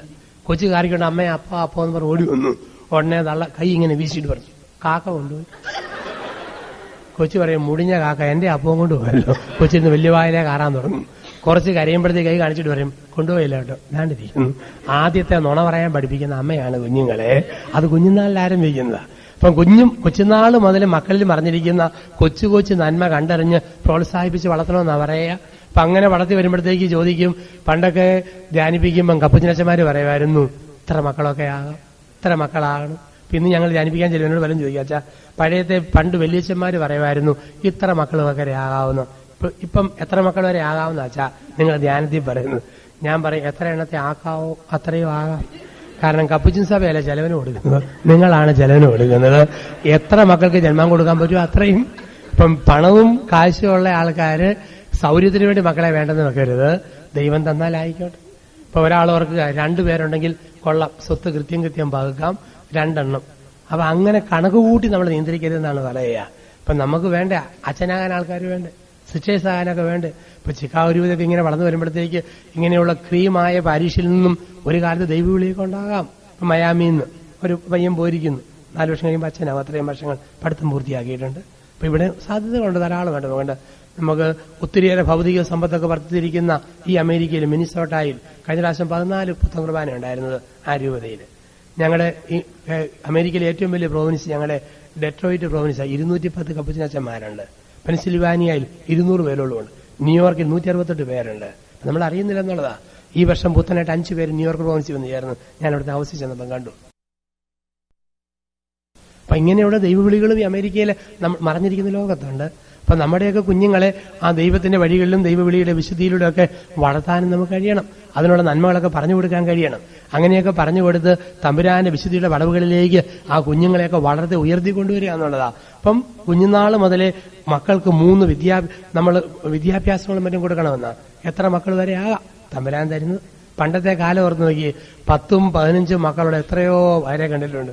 ഇവിടെ അമേരിക്കയിലെ അരിസോണ എന്ന സ്ഥലത്ത് ഒരു വീട്ടിൽ സായിപ്പും മാതാമയും 16 മക്കളാണ് അവിടെ ഉള്ളത്, 16 പേര്. അപ്പൊ 16 കുഞ്ഞുങ്ങളുമായിട്ടാ. അപ്പൊ അവസാനം കഴിഞ്ഞ പ്രാവശ്യം വരുമ്പോഴത്തേക്ക് ഒരു കൊച്ചു കുഞ്ഞുമായിട്ടിരിക്കുന്ന അവസ്ഥ. അവിടുത്തെ അച്ഛൻ പറഞ്ഞു, ആ വീട്ടുകാർ വരാമെങ്കിൽ കുർബാന തുടങ്ങാം, കാരണം കോറം പൂർത്തിയാകുകയാണ്, ഒരു ഏരിയയിലേക്ക് നിറഞ്ഞു കഴിഞ്ഞു. അപ്പൊ ആ സ്ത്രീ പറഞ്ഞതാണ്, ഗർഭഛിദ്രം നടത്തിയും ജനനനിയന്ത്രണം നടത്തുകയൊക്കെ ചെയ്യുന്ന നാട്ടിൽ ദൈവം തന്ന കുഞ്ഞുങ്ങളെ തമ്പുരാന് വേണ്ടി വളർത്തുക, അങ്ങനെ തീരുമാനമെടുത്തിരിക്കുക. അങ്ങനെയുള്ള മനുഷ്യരും ഈ അമേരിക്കയിൽ ഇന്നും ജീവിക്കുന്നുണ്ടെന്ന് നമ്മൾ ഓർക്കുക. ഒരുപക്ഷെ നമ്മൾ ഒരു ഭൗതികതയുടെ പുതുമുഖം മാത്രം കാണുമ്പോൾ ഗ്രാമാന്തരങ്ങളിൽ മറ്റൊരു ആത്മീയതയുടെ മുഖം ഇന്നും അണയാതെ ഇവിടെയുണ്ട്. അപ്പം അങ്ങനെയുള്ളൊരു സമൂഹത്തിലാണ് നമ്മൾ ജീവിക്കുക എന്നുള്ള ചിന്തയും നമ്മുടെ മനസ്സിൽ നമ്മൾ കൊണ്ടുവരണം. ഇപ്പം പണ്ടൊക്കെ 10ഉം 15ഉം ഉണ്ടായിട്ടും ആദ്യം ബുദ്ധിമുട്ടൊക്കെ ഉണ്ടായിരുന്നു. ചക്ക പുഴുങ്ങി കാച്ചിക്ക വേവിച്ച് ഒക്കെ തള്ളമാരൊക്കെ വയറെ മുഴുവൻ മടക്കുമായിട്ടിരിക്കും. ആ മടക്കൊക്കെ നിവരുന്നത് ചക്കയുടെ സീസൺ ആകുമ്പോഴാണ്. കാരണം അത്രേ ഉള്ള അന്നത്തെ അമ്മച്ചിമാർക്കൊക്കെ കഴിക്കാനായിട്ട് കുടിയേറ്റ പ്രദേശങ്ങളിൽ.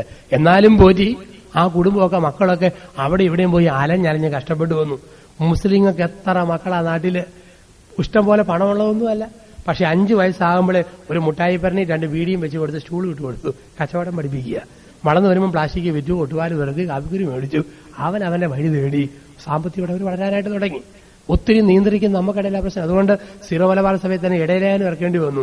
സീറോ മലബാർ സഭയുടെ കുടുംബത്തിൽ ഇനിയും കുഞ്ഞുങ്ങൾ കൂടുതൽ ഉണ്ടാകണമെന്നും പറഞ്ഞ് മെത്രാന്മാരുടെ ആഹ്വാനം പള്ളികളിൽ അത് വായിച്ചു. കാരണം നമ്മുടെ കേരളത്തിന്റെ സർവേ എടുത്തു കഴിഞ്ഞാൽ നമ്മൾ കാണുന്നത് നിയോജക മണ്ഡലം 2 എണ്ണം നഷ്ടപ്പെട്ടത് കോട്ടയം ജില്ലയ്ക്കാണ്.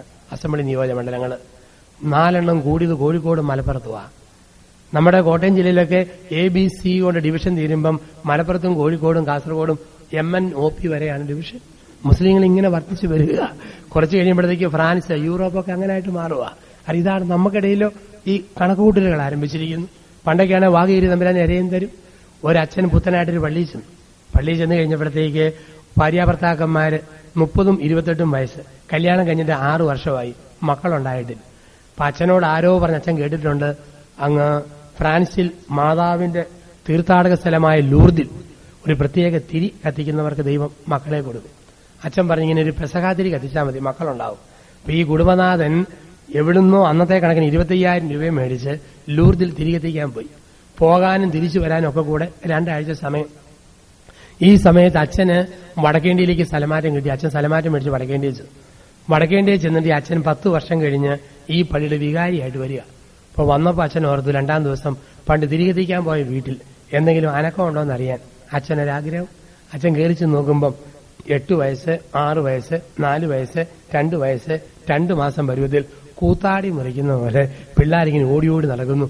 ഭാര്യ കൊടക്കമ്പി പോലെ ഉണങ്ങി മെലിഞ്ഞിരിക്കുന്നു. ആകെപ്പാടെ പട്ടിണി, കെട്ടിയവനെ കാണാനുമില്ല. അച്ഛൻ ചോദിച്ചു, പെങ്ങളെ എവിടെ പോയി കെട്ടിയവൻ? എന്റെ അച്ഛ ബ്ലേഡുകാരന്റെ 50,000 രൂപ മേടിച്ച് ഒന്നുകൂടെ ലൂർത്തി പോയിരിക്കുക. എന്നാത്തിന് പോയതാ എന്റെ പൊന്നച്ഛ? പണ്ട് കത്തിച്ച തിരി ഒന്ന് കെടുത്താനായിട്ട് പോയതാ. ഇതായിരുന്നു ഒരു കാഴ്ചപ്പാട്. അപ്പം ദൈവം തരുന്ന മക്കൾ തമ്പുരാൻ തരും, തമ്പുരാൻ നോക്കും. ഈ ഒരു കാഴ്ചപ്പാടുണ്ടായിരുന്നു. ദൈവം തരും, ദൈവം നോക്കിക്കോളും, ഒരു കാഴ്ചപ്പാട്.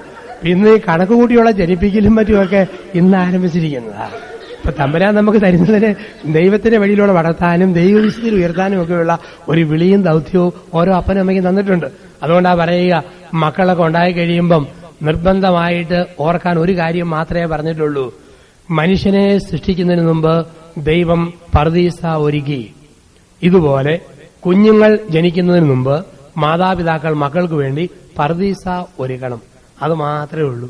അതായത് ജനിക്കുന്ന മക്കൾക്ക് ജീവിക്കാൻ ആവശ്യമായ മിനിമം റിക്വയർമെന്റ്സ്. ഒത്തിരി മാക്സിമം ഒന്നും കൊടുക്കരുതെന്നാണ് പറയുക. കാരണം ഒരുപാട് മാക്സിമങ്ങളായതുകൊണ്ടൊന്നും അവരാരും തിരിച്ചു നോക്കും നമുക്കാർക്കും ഒരു ഉറപ്പുമില്ലല്ലോ. അതുകൊണ്ട് മിനിമങ്ങളെല്ലാം കൊടുക്കണം. നമ്മുടെ ഇന്ത്യൻ പശ്ചാത്തലത്തിൽ പറയും, ഇന്ത്യയിലെ മാതാപിതാക്കൾ മക്കൾക്ക് വേണ്ടി ഒരുക്കേണ്ട 4 കാര്യങ്ങളെക്കുറിച്ച് സഭയുടെ മോറൽ തിയോളജി ഭാരതീയ പശ്ചാത്തലത്തിൽ പറയുന്നത്, ഓരോ ഭർത്താവും ഭാര്യയും ജനിക്കുന്ന കുഞ്ഞുങ്ങൾക്ക് വേണ്ടി ഒരുക്കേണ്ട 4 കാര്യങ്ങൾ. 1, +2 വരെ പഠിപ്പിക്കാനുള്ള കഴിവ്. 2, 3 നേരത്തെ ഭക്ഷണം കൊടുക്കണം. 3, നഗ്നത മറയ്ക്കാൻ തുണി കൊടുക്കണം. 4, ആരോഗ്യത്തിന് മരുന്ന് കൊടുക്കണം. ഇത്രയും കാര്യങ്ങൾ എത്ര മക്കൾക്ക് കൊടുക്കാൻ പറ്റുമോ അത്രയും മക്കൾ എന്നാണ് പറയുക. അതായത് ഒരുപാട് മാക്സിമം കൊടുത്തതുകൊണ്ട് മക്കളെ തിരിച്ചു കിട്ടുമെന്നോ നേടാവുന്ന കരുതരുത്. അല്പം കഷ്ടപ്പാടും ത്യാഗവും ഒക്കെ സമൃദ്ധിയുടെ നടുവിലും കൊടുത്തു പഠിപ്പിച്ചാലേ ആ കുഞ്ഞുങ്ങളെ കൊണ്ട് മാതാപിതാക്കൾക്ക് അനുഭവം ഉണ്ടാവുമെന്നാണ് പറയുക. അപ്പം മക്കൾക്ക് എല്ലാം കൊടുക്കണം. അതേസമയം തന്നെ അല്പം കടുപ്പങ്ങൾ പഠിപ്പിക്കുകയും വേണം. പഞ്ചാബിൽ ഒരു സ്കൂളുണ്ട്, ബഡാലയിൽ. ബഡാലയിലെ സ്കൂളിൽ ഒരു സിഖ് ഭീകരൻ മോനെ കൊണ്ട് ചേർത്തു. ബോർഡിംഗ് നടത്തുന്ന അവിടുത്തെ അച്ഛന്മാരോട് പറഞ്ഞു, ഇവന് തലയണയ്ക്ക് പകരം തടിക്കഷ്ണം കൊടുക്കണം തലയ്ക്ക് വെക്കാൻ. അവന് 2 നേരത്തെ ഭക്ഷണം കൊടുക്കാവുള്ളൂ. ഒത്തിരി മൃദുലമായ കിടക്ക കൊടുക്കണ്ട. പറയുന്ന കാശ് തന്നേക്കാം. തലയണയ്ക്ക് പകരം തടിക്കഷ്ണം കൊടുക്കണം. 2 നേരത്തെ ഭക്ഷണം കൊടുക്കുക. അല്പം വിശക്കട്ട്. എങ്കിലേ ഈ അപ്പൻ അനുഭവിച്ച കഷ്ടപ്പാടെന്ന് മനസ്സിലാക്കാനും അപ്പൻ എന്തിനു വേണ്ടി നിന്നോ ആ മനക്കെട്ടി കിട്ടണമെങ്കിൽ മോന് ഈ കാർക്കിശ്യം നിറഞ്ഞ ജീവിതക്രമത്തിലൂടെ കടന്നു പോകണം. അപ്പൊ നമ്മുടെയൊക്കെ ജീവിതത്തിൽ എല്ലാം കൊടുക്കണം. പക്ഷെ അല്പം സഹനത്തിന്റെയും ത്യാഗത്തിന്റെയും ഒരു ടേസ്റ്റും നമ്മുടെ മക്കൾക്ക് കൊടുക്കുക എന്നുള്ളതാ പറയാ. കുഞ്ഞുങ്ങൾക്ക് 3 വിദ്യാഭ്യാസം കൊടുക്കാൻ അപ്പനമ്മമാർക്ക് കടമയുണ്ട്. 3 വിദ്യാഭ്യാസങ്ങൾ. 1, ഭൗതിക വിദ്യാഭ്യാസം. അത് അമേരിക്കയിൽ നിങ്ങൾ ഭംഗിയായിട്ട് കൊടുക്കുന്നുണ്ട്. രാജ്യത്തിന്റെ സംവിധാനം അതാണ്. അത് ആവശ്യത്തിനെല്ലാം കൊടുക്കുന്നു. ടിവികളും മാധ്യമങ്ങളും ഒക്കെ ഉള്ളപ്പോഴും ആ സംവിധാനമുണ്ട്. പിന്നെ കൊച്ചു പിള്ളേരും മറ്റുമൊക്കെ ടിവിയിലൊക്കെ കണ്ടുകൊണ്ടിരിക്കുമ്പോൾ ചില കാര്യത്തിൽ നിയന്ത്രണം. ചിലപ്പം ചെന്നാൽ അപ്പനും അമ്മയ്ക്കും വാർത്ത കാണാൻ പേടിയാ. കൊച്ചു സമ്മതിക്കില്ല. തവളയാട്ടം പോലെ ഇങ്ങനെ കാട്ടും ചാടി കണ്ടുകൊണ്ടിരിക്കുന്നു. ഇവർ നോക്കി ചിരിച്ചുകൊണ്ടിരിക്കുന്നു. അതുകൊണ്ടൊന്നും കുഞ്ഞുങ്ങളെ നേടിയെന്ന് ഓർത്തേക്കരുത്. പ്രായപൂർത്തിയാകുന്നവരെ ചില കാര്യങ്ങളിൽ നമ്മുടേതായ മൂല്യങ്ങൾ പറഞ്ഞു കൊടുത്തുകൊണ്ടിരിക്കണം. സ്വീകരിച്ചാലും സ്വീകരിച്ചില്ലെങ്കിലും പാരമ്പര്യങ്ങൾ പറഞ്ഞു കൊടുത്തില്ലേ കുടുംബ ബന്ധങ്ങൾ തകരും. അതുകൊണ്ട് ചില ചിട്ടകളും വേണം. ഇപ്പൊ ഭൗതിക വിദ്യാഭ്യാസം കൊടുക്കുക. 2, കുട്ടികൾക്ക് കൊടുക്കുന്ന 2ാമത്തെ വിദ്യാഭ്യാസം ആത്മീയ വിദ്യാഭ്യാസം, സ്പിരിച്വൽ എഡ്യൂക്കേഷൻ നമ്മൾ കൊടുക്കണം. ആത്മീയ വിദ്യാഭ്യാസം കൊടുക്കുന്നതിന്റെ ഭാഗമാ നല്ല കത്തോലിക്ക ചാനലുകളും മറ്റുമൊക്കെ കാണിക്കുന്നു. ഇപ്പൊ നാട്ടിലാണെങ്കിൽ ശാലോം ടിവിക്ക് വന്നതിന് ശേഷം നമ്മുടെയൊക്കെ കുടുംബങ്ങൾ ധാരാളമായിട്ട് ആ പ്രോഗ്രാംസ് കാണിക്കുന്ന കുടുംബങ്ങളുണ്ട്. കൊച്ചു പിള്ളേർക്ക് ഇൻട്രസ്റ്റാ അതിനകത്തുള്ള ബിബ്ലിക്കൽ കാർട്ടൂൺ കഥാപാത്രങ്ങളൊക്കെ ആയിട്ട്. ഇപ്പോൾ ക്രൈസ്തവ അതുപോലെ സാധിക്കുന്നവർ നമ്മുടെ മലയാളത്തിലുള്ള പറ്റുന്ന ക്രൈസ്തവ പ്രസിദ്ധീകരണങ്ങളൊക്കെ വരുത്തിയിട്ട് ചില ഭാഗവും കുഞ്ഞുങ്ങളെ കൊണ്ടൊക്കെ വായിപ്പിച്ച് ആ ആത്മീയ മൂല്യങ്ങൾ കുഞ്ഞുങ്ങളിലേക്ക് കൊടുക്കുക. അതുപോലെ ഒരുമിച്ചിരുന്ന് പ്രാർത്ഥിക്കുന്ന കാണണം. അപ്പനും അമ്മയും പ്രാർത്ഥിക്കുന്ന കാണുമ്പോൾ കുഞ്ഞുങ്ങൾക്കും തോന്നും പ്രാർത്ഥിച്ചാൽ കൊള്ളാം. അങ്ങനെ പ്രാർത്ഥനയുടെ രീതി, ആ പ്രാർത്ഥനാശൈലി കുഞ്ഞുങ്ങൾക്ക് കൊടുക്കണം. ചിലപ്പോഴൊക്കെ നാട്ടിൽ രസകരമായ കാഴ്ച കാണാം. കൊച്ചും അമ്മയും കൂടെ പള്ളിയിൽ വന്നു, പെണ്ണുങ്ങളുടെ ഭാഗത്ത് മുട്ടുകുത്തി. അപ്പനാണെങ്കിൽ ആ സമയത്ത് ഒന്നും വന്നിട്ടില്ല. കുറച്ച് കഴിഞ്ഞപ്പോഴത്തേനും നമ്മുടെ നാട്ടിലെ സ്ഥിരം കാഴ്ചയാണ്. കൊച്ച് ഓശാനയായപ്പോ അമ്മയ്ക്കിട്ട് ഞുള്ളി, അമ്മേ എന്നാ ചേർക്കാം, ഇങ്ങോട്ട് നോക്കാമേ, എന്നാടാന്ന് വെച്ചു. ദാണ്ടമ്മേ നമ്മുടെ പട്ടി എന്ന് പറഞ്ഞപ്പം വീട്ടിലെ പട്ടി മോണ്ടലത്തിൽ കുർബാന കാണാൻ വേണ്ടി ഇങ്ങനെ കിടപ്പുണ്ട്. നാക്കും പുറത്തേക്കിട്ട് ചെവിയും വളച്ച്. തള്ള പറച്ചേ പട്ടിയെ നോക്കാതെ ഈശോയെ നോക്കടാന്ന് പറഞ്ഞു. കൊച്ച് അടുത്താരിലേക്ക് പിന്നെയും നോക്കി. ഈ പാതിക്കാലം കഴിഞ്ഞപ്പോൾ കൊച്ചു വീണ്ടും അമ്മയ്ക്ക് ഇടിഞ്ഞുള്ളി, അമ്മേ എന്നാടാ നോക്കമ്മേ എന്നാടാ, ദാണ്ടമ്മേ നമ്മുടെ അപ്പൻ എന്ന് പറഞ്ഞപ്പം പട്ടിയുടെ ഇപ്പുറത്ത് മറ്റൊരു പരുവത്തിൽ ഇങ്ങനെ അപ്പനും വന്നിരിപ്പുണ്ട്. നാക്ക് പുറത്തോട്ടിട്ടിട്ടില്ലെന്ന് മാത്രം. കൊച്ചിന് ആദ്യമായിട്ട് പിടി കിട്ടി അപ്പനേക്കാൾ സ്റ്റാൻഡേർഡ് കൂടുതൽ പട്ടിക്കാണ്. കാരണം പട്ടി കാഴ്ചവെപ്പിന് വന്നു, അപ്പൻ ഓശാനം കഴിഞ്ഞപ്പോഴാണ് പള്ളിയിലേക്ക് കയറി വരിക. എതിർ സാക്ഷ്യം. ബൈബിള് വായിക്കുന്ന അപ്പനെ കണ്ടാൽ മക്കൾക്ക് തോന്നും ബൈബിള് വായിക്കണം. പ്രാർത്ഥിക്കുന്ന അമ്മയെ കണ്ടാൽ മക്കൾക്ക് തോന്നും പ്രാർത്ഥിക്കണം. ഒരു സാറും ടീച്ചറും കൂടെ മാതാപിതാക്കള് മുട്ടുകുത്തി പ്രാർത്ഥിക്കുന്ന പള്ളിയിൽ സക്രാരിയുടെ മുമ്പിൽ മുട്ടുകുത്തി കുർബാന കഴിഞ്ഞ് പ്രാർത്ഥിക്കുക. അപ്പോൾ ഒരു 3 വയസ്സുള്ള മോൻ അവരുടെ അടുത്ത് നിൽപ്പുണ്ട്. ആദ്യം വന്നു അപ്പനെ കോളറെ പിടിച്ച് കുലുക്കി, നോക്കിയില്ല. തലക്കിട്ട് തട്ടി, നോക്കിയില്ല. പ്രഭാത പ്രാർത്ഥനയുടെ പുസ്തകം എടുത്ത് അപ്പന്റെ തലക്കിട്ട് 3-4 കൊട്ട് വെച്ച് കൊടുത്തു. അപ്പൻ ഇങ്ങനെ തന്നെ നിന്നു, തിരിഞ്ഞു നോക്കിയില്ല. ഈ കൊച്ചു മടുത്ത കൊച്ച് ഈ മോൻ എന്ത് ചെയ്തു? അപ്പം നിൽക്കുന്ന പോലെ മുട്ടുകുത്തി, അപ്പം പിടിക്കുന്ന പോലെ കൈ കൂപ്പി പിടിച്ച്, അപ്പം നോക്കുന്ന പോലെ സക്രാരിയിലേക്ക് നോക്കി ഈ മോനും നിന്നും ആ അപ്പൻ മോനെ പ്രാർത്ഥിക്കാൻ പഠിപ്പിക്കുകയായിരുന്നു. അപ്പോൾ ജീവിതം കൊണ്ട് മാതൃകയാക്കുക. ആത്മീയവിദ്യാഭ്യാസം, പ്രാർത്ഥന, സമയത്തും കാലത്തും ഒരുക്കി പിള്ളേരെ വേദപാഠത്തിന് വിടുന്നു. അതുപോലെ തന്നെ നമ്മൾ പള്ളി കുർബാനയ്ക്ക് വരുന്നു. ഇതൊക്കെ ഒരു ആത്മീയ വിദ്യാഭ്യാസത്തിന്റെ മേഖലയാണ്, ഒരു സ്പിരിച്വൽ എഡ്യൂക്കേഷൻ. നമ്മൾ എത്രമാത്രം മോഡേൺ ആയാലും ഇതിനൊന്നും വീഴ്ച വരുത്തരുത്. മൂന്നാമത് വളരെ പ്രധാനപ്പെട്ട കാര്യമാണ് ഈ രാജ്യത്തൊക്കെ ജീവിക്കുമ്പോൾ സെക്സ് എഡ്യൂക്കേഷൻ, ലൈംഗിക വിദ്യാഭ്യാസം മക്കൾക്ക് മാതാപിതാക്കൾ പറഞ്ഞു കൊടുക്കണം. Sex education. ചെല്ലു പറയൂ അതൊക്കെ എന്നാ നോക്കാനാച്ചാ, മാർപ്പാപ്പായ പ്രത്യേകം കുർബാനയെല്ലാം പഠിപ്പിക്കേണ്ട കാര്യം വല്ലതും ഉണ്ടോ? പ്രായമാകുമ്പോൾ അതൊക്കെ അങ്ങ് പഠിച്ചു പോകോളും. എന്നാ പഠിക്കും? ഇവിടുത്തെ വാർത്താമാധ്യമങ്ങളും ഇവിടുത്തെ സാങ്കേതിക വിദ്യകളും ഇവിടുത്തെ കുട്ടികളൊക്കെ പഠിപ്പിക്കുന്നത് സെക്സിന്റെ തലം അയഞ്ഞത്. യൂറോപ്പിലൊക്കെ കാണാം 12ഉം 13ഉം വയസ്സാകുമ്പം പെമ്മക്കൊക്കെ ഗുളികയും കൊടുത്ത് വിടുന്ന മാതാപിതാക്കള് അബദ്ധം പറ്റി കുഞ്ഞ് തകർന്നു പോകാതിരിക്കാൻ വേണ്ടിയിട്ട്, അവിഹിത ഗർഭം വയറ്റിൽ പേരാതിരിക്കാൻ വേണ്ടി അങ്ങനെ നോക്കുന്ന ഒരു സംസ്കാരമുണ്ട് നമ്മുടെ ഇടയിൽ. അപ്പൊ അങ്ങനെയുള്ള സമയത്ത് സെക്സിന്റെ ദൈവീക തലം നമ്മൾ പഠിപ്പിക്കണം. സയൻസും വാർത്താമാധ്യമങ്ങളും ഒക്കെ പഠിപ്പിക്കുന്നത് എല്ലാം അനുവദനീയം. സ്വയം ഭോഗം എന്ന് പറഞ്ഞാൽ തുമ്മുന്നത് പോലെ, അതിനപ്പുറം ഒന്നുമില്ല. സ്വർഗഭോഗത്തിൽ പാപമില്ല. സെക്സ് ആരുമായിട്ട് അയഞ്ഞ് ജീവിക്കാം. എല്ലാവരുടെയും കൂടുതൽ ഇങ്ങനെ നടക്കാം. നടന്നു കഴിഞ്ഞാലും ഒത്താലൊത്തു, അല്ലെങ്കിൽ ഒരു സ്ഥലമാറ്റം പോലെ അടുത്ത ആളായിട്ട് ആരുടെയൊക്കെ കൂടുതൽ നടന്നു, ഏതെങ്കിലും ഒരെണ്ണം വരും. ഇങ്ങനെ അയഞ്ഞ ധാർമ്മികത പഠിപ്പിച്ചത് നമ്മുടെ പടിഞ്ഞാറൻ സംസ്കാരങ്ങളാണ്. കാരണം അമേരിക്കയ്ക്ക് മതമില്ല, യൂറോപ്പിന് മതമില്ല, വെറും ജഡമേ ഉള്ളൂ. മതം ഏഷ്യയ്ക്ക് മാത്രമേ ഉള്ളൂ. സകല മതങ്ങളും ഏഷ്യയുടെ സ്വത്താണ്. പാലസ്തീനയിലെ ക്രിസ്തുമതം, ഇസ്ലാം മതം, ഹിന്ദുമതം, ബുദ്ധമതം, ജൈനമതം, പാർസി, സിഖ്, സൊറവാഷനിസം, ഷിൻഡോയിസം, താവോയിസം മുഴുവൻ ഏഷ്യയുടേതാ. യൂറോപ്പിനും അമേരിക്കയ്ക്കും വെറും മൃഗസംസ്കാരത്തിന്റെ ഫുഡും കൊടുത്ത ശരീരമേ ഉള്ളൂ. മതങ്ങൾ വന്നത് ഏഷ്യയിൽ നിന്നാണ്. അവിടെ ഏഷ്യക്കാരാണ് ആധ്യാത്മികത പഠിപ്പിക്കേണ്ടത്. ഈ രാജ്യത്തെ കുറച്ച് പണം കൊണ്ട് ലോകത്ത് സ്വാധീനിച്ചെന്നല്ലാതെ സ്പിരിച്വൽ ഡെപ്തുള്ള രാജ്യങ്ങളിലിത്. അത് നഷ്ടപ്പെട്ടാൽ വെറും ജഡം ഇഷ്ടം പോലെ തിന്ന് കൊഴുത്ത് അങ്ങ് പോകാം. അങ്ങനെ ജീവിതം തീർക്കുന്നവരുണ്ട്. അപ്പൊ അങ്ങനെയുള്ളിടത്ത് ശരീരത്തിന്റെ തലവും സെക്സിന്റെ ദൈവിക തലവും ഒക്കെ നമ്മൾ പറഞ്ഞു പഠിപ്പിക്കണം നമ്മുടെ കുഞ്ഞുങ്ങളെ, നമ്മുടെ വരുംകാല തലമുറകളെ. 10 വയസ്സായ ഒരു പെൺകുട്ടിയെ ഒരമ്മ അടുക്കലിരുത്തി പറഞ്ഞു കൊടുക്കണം. ഒരു പെണ്ണിന്റെ ശരീരത്തെ ദൈവം എങ്ങനെ അമ്മയാക്കാൻ ഒരുക്കും, ദേഹത്ത് വരുന്ന മാറ്റം. 10 വയസ്സായ ആൺകുട്ടിയെ അപ്പൻ അരികിലിരുത്തി പറഞ്ഞു കൊടുക്കണം. ഒരാൺകുട്ടിയുടെ ശരീരത്തെ ദൈവം എങ്ങനെ ഒരു പിതാവാക്കാൻ ഒരുക്കുന്നു പറഞ്ഞു കൊടുക്കണം. ഇത് അവർ ഇഷ്ടപ്പെട്ടാലും ഇല്ലെങ്കിൽ ഇതിങ്ങനെ അടുത്തിരുത്തി പെൺകുട്ടിക്ക് അമ്മ, ആൺകുട്ടിക്ക് അപ്പൻ, അത് പറഞ്ഞു കൊടുക്കണം. ഇല്ലേ? ദൈവികമായ വിധത്തിൽ ഇതിനെയൊക്കെ പഠിപ്പിക്കുന്ന കൊച്ചു കൊച്ചു പ്രസിദ്ധീകരണങ്ങൾ, പുസ്തകങ്ങൾ കുഞ്ഞുങ്ങൾക്ക് മേടിച്ചു കൊടുക്കണം. ചിലപ്പോഴൊക്കെ സംഭവിക്കുന്നത് പ്രമാണങ്ങളൊക്കെ പഠിപ്പിക്കുമ്പോഴത്തേക്ക് വേദപാഠത്തിനും മറ്റും സിസ്റ്റേഴ്സിനും മറ്റും ഒക്കെ പഠിപ്പിക്കും. ഇപ്പൊ സിസ്റ്റേഴ്സ് ദൈവപ്രമാണം പഠിപ്പിക്കുമ്പോഴത്തേക്ക് പാട്ടായിട്ടും മറ്റും പഠിപ്പിക്കും. സിസ്റ്റേഴ്സിന് പറയാനായിട്ട് മതി. ഒരു സിസ്റ്റർ ഇങ്ങനെ പിള്ളേരെ പഠിപ്പിച്ചു വേദപാഠത്തിന്. 1 ദൈവത്തെ സ്നേഹിക്കണം, 2 നാമം വൃഥാ പ്രയോഗിക്കരുത്, 3 ഇങ്ങനെ ബഹുമാനിക്കണം, 4 പറഞ്ഞു 5 കൊല്ലരുത്, 6 അല്ലല്ല, 7 കള്ളസാക്ഷ്യം പറയരുത്.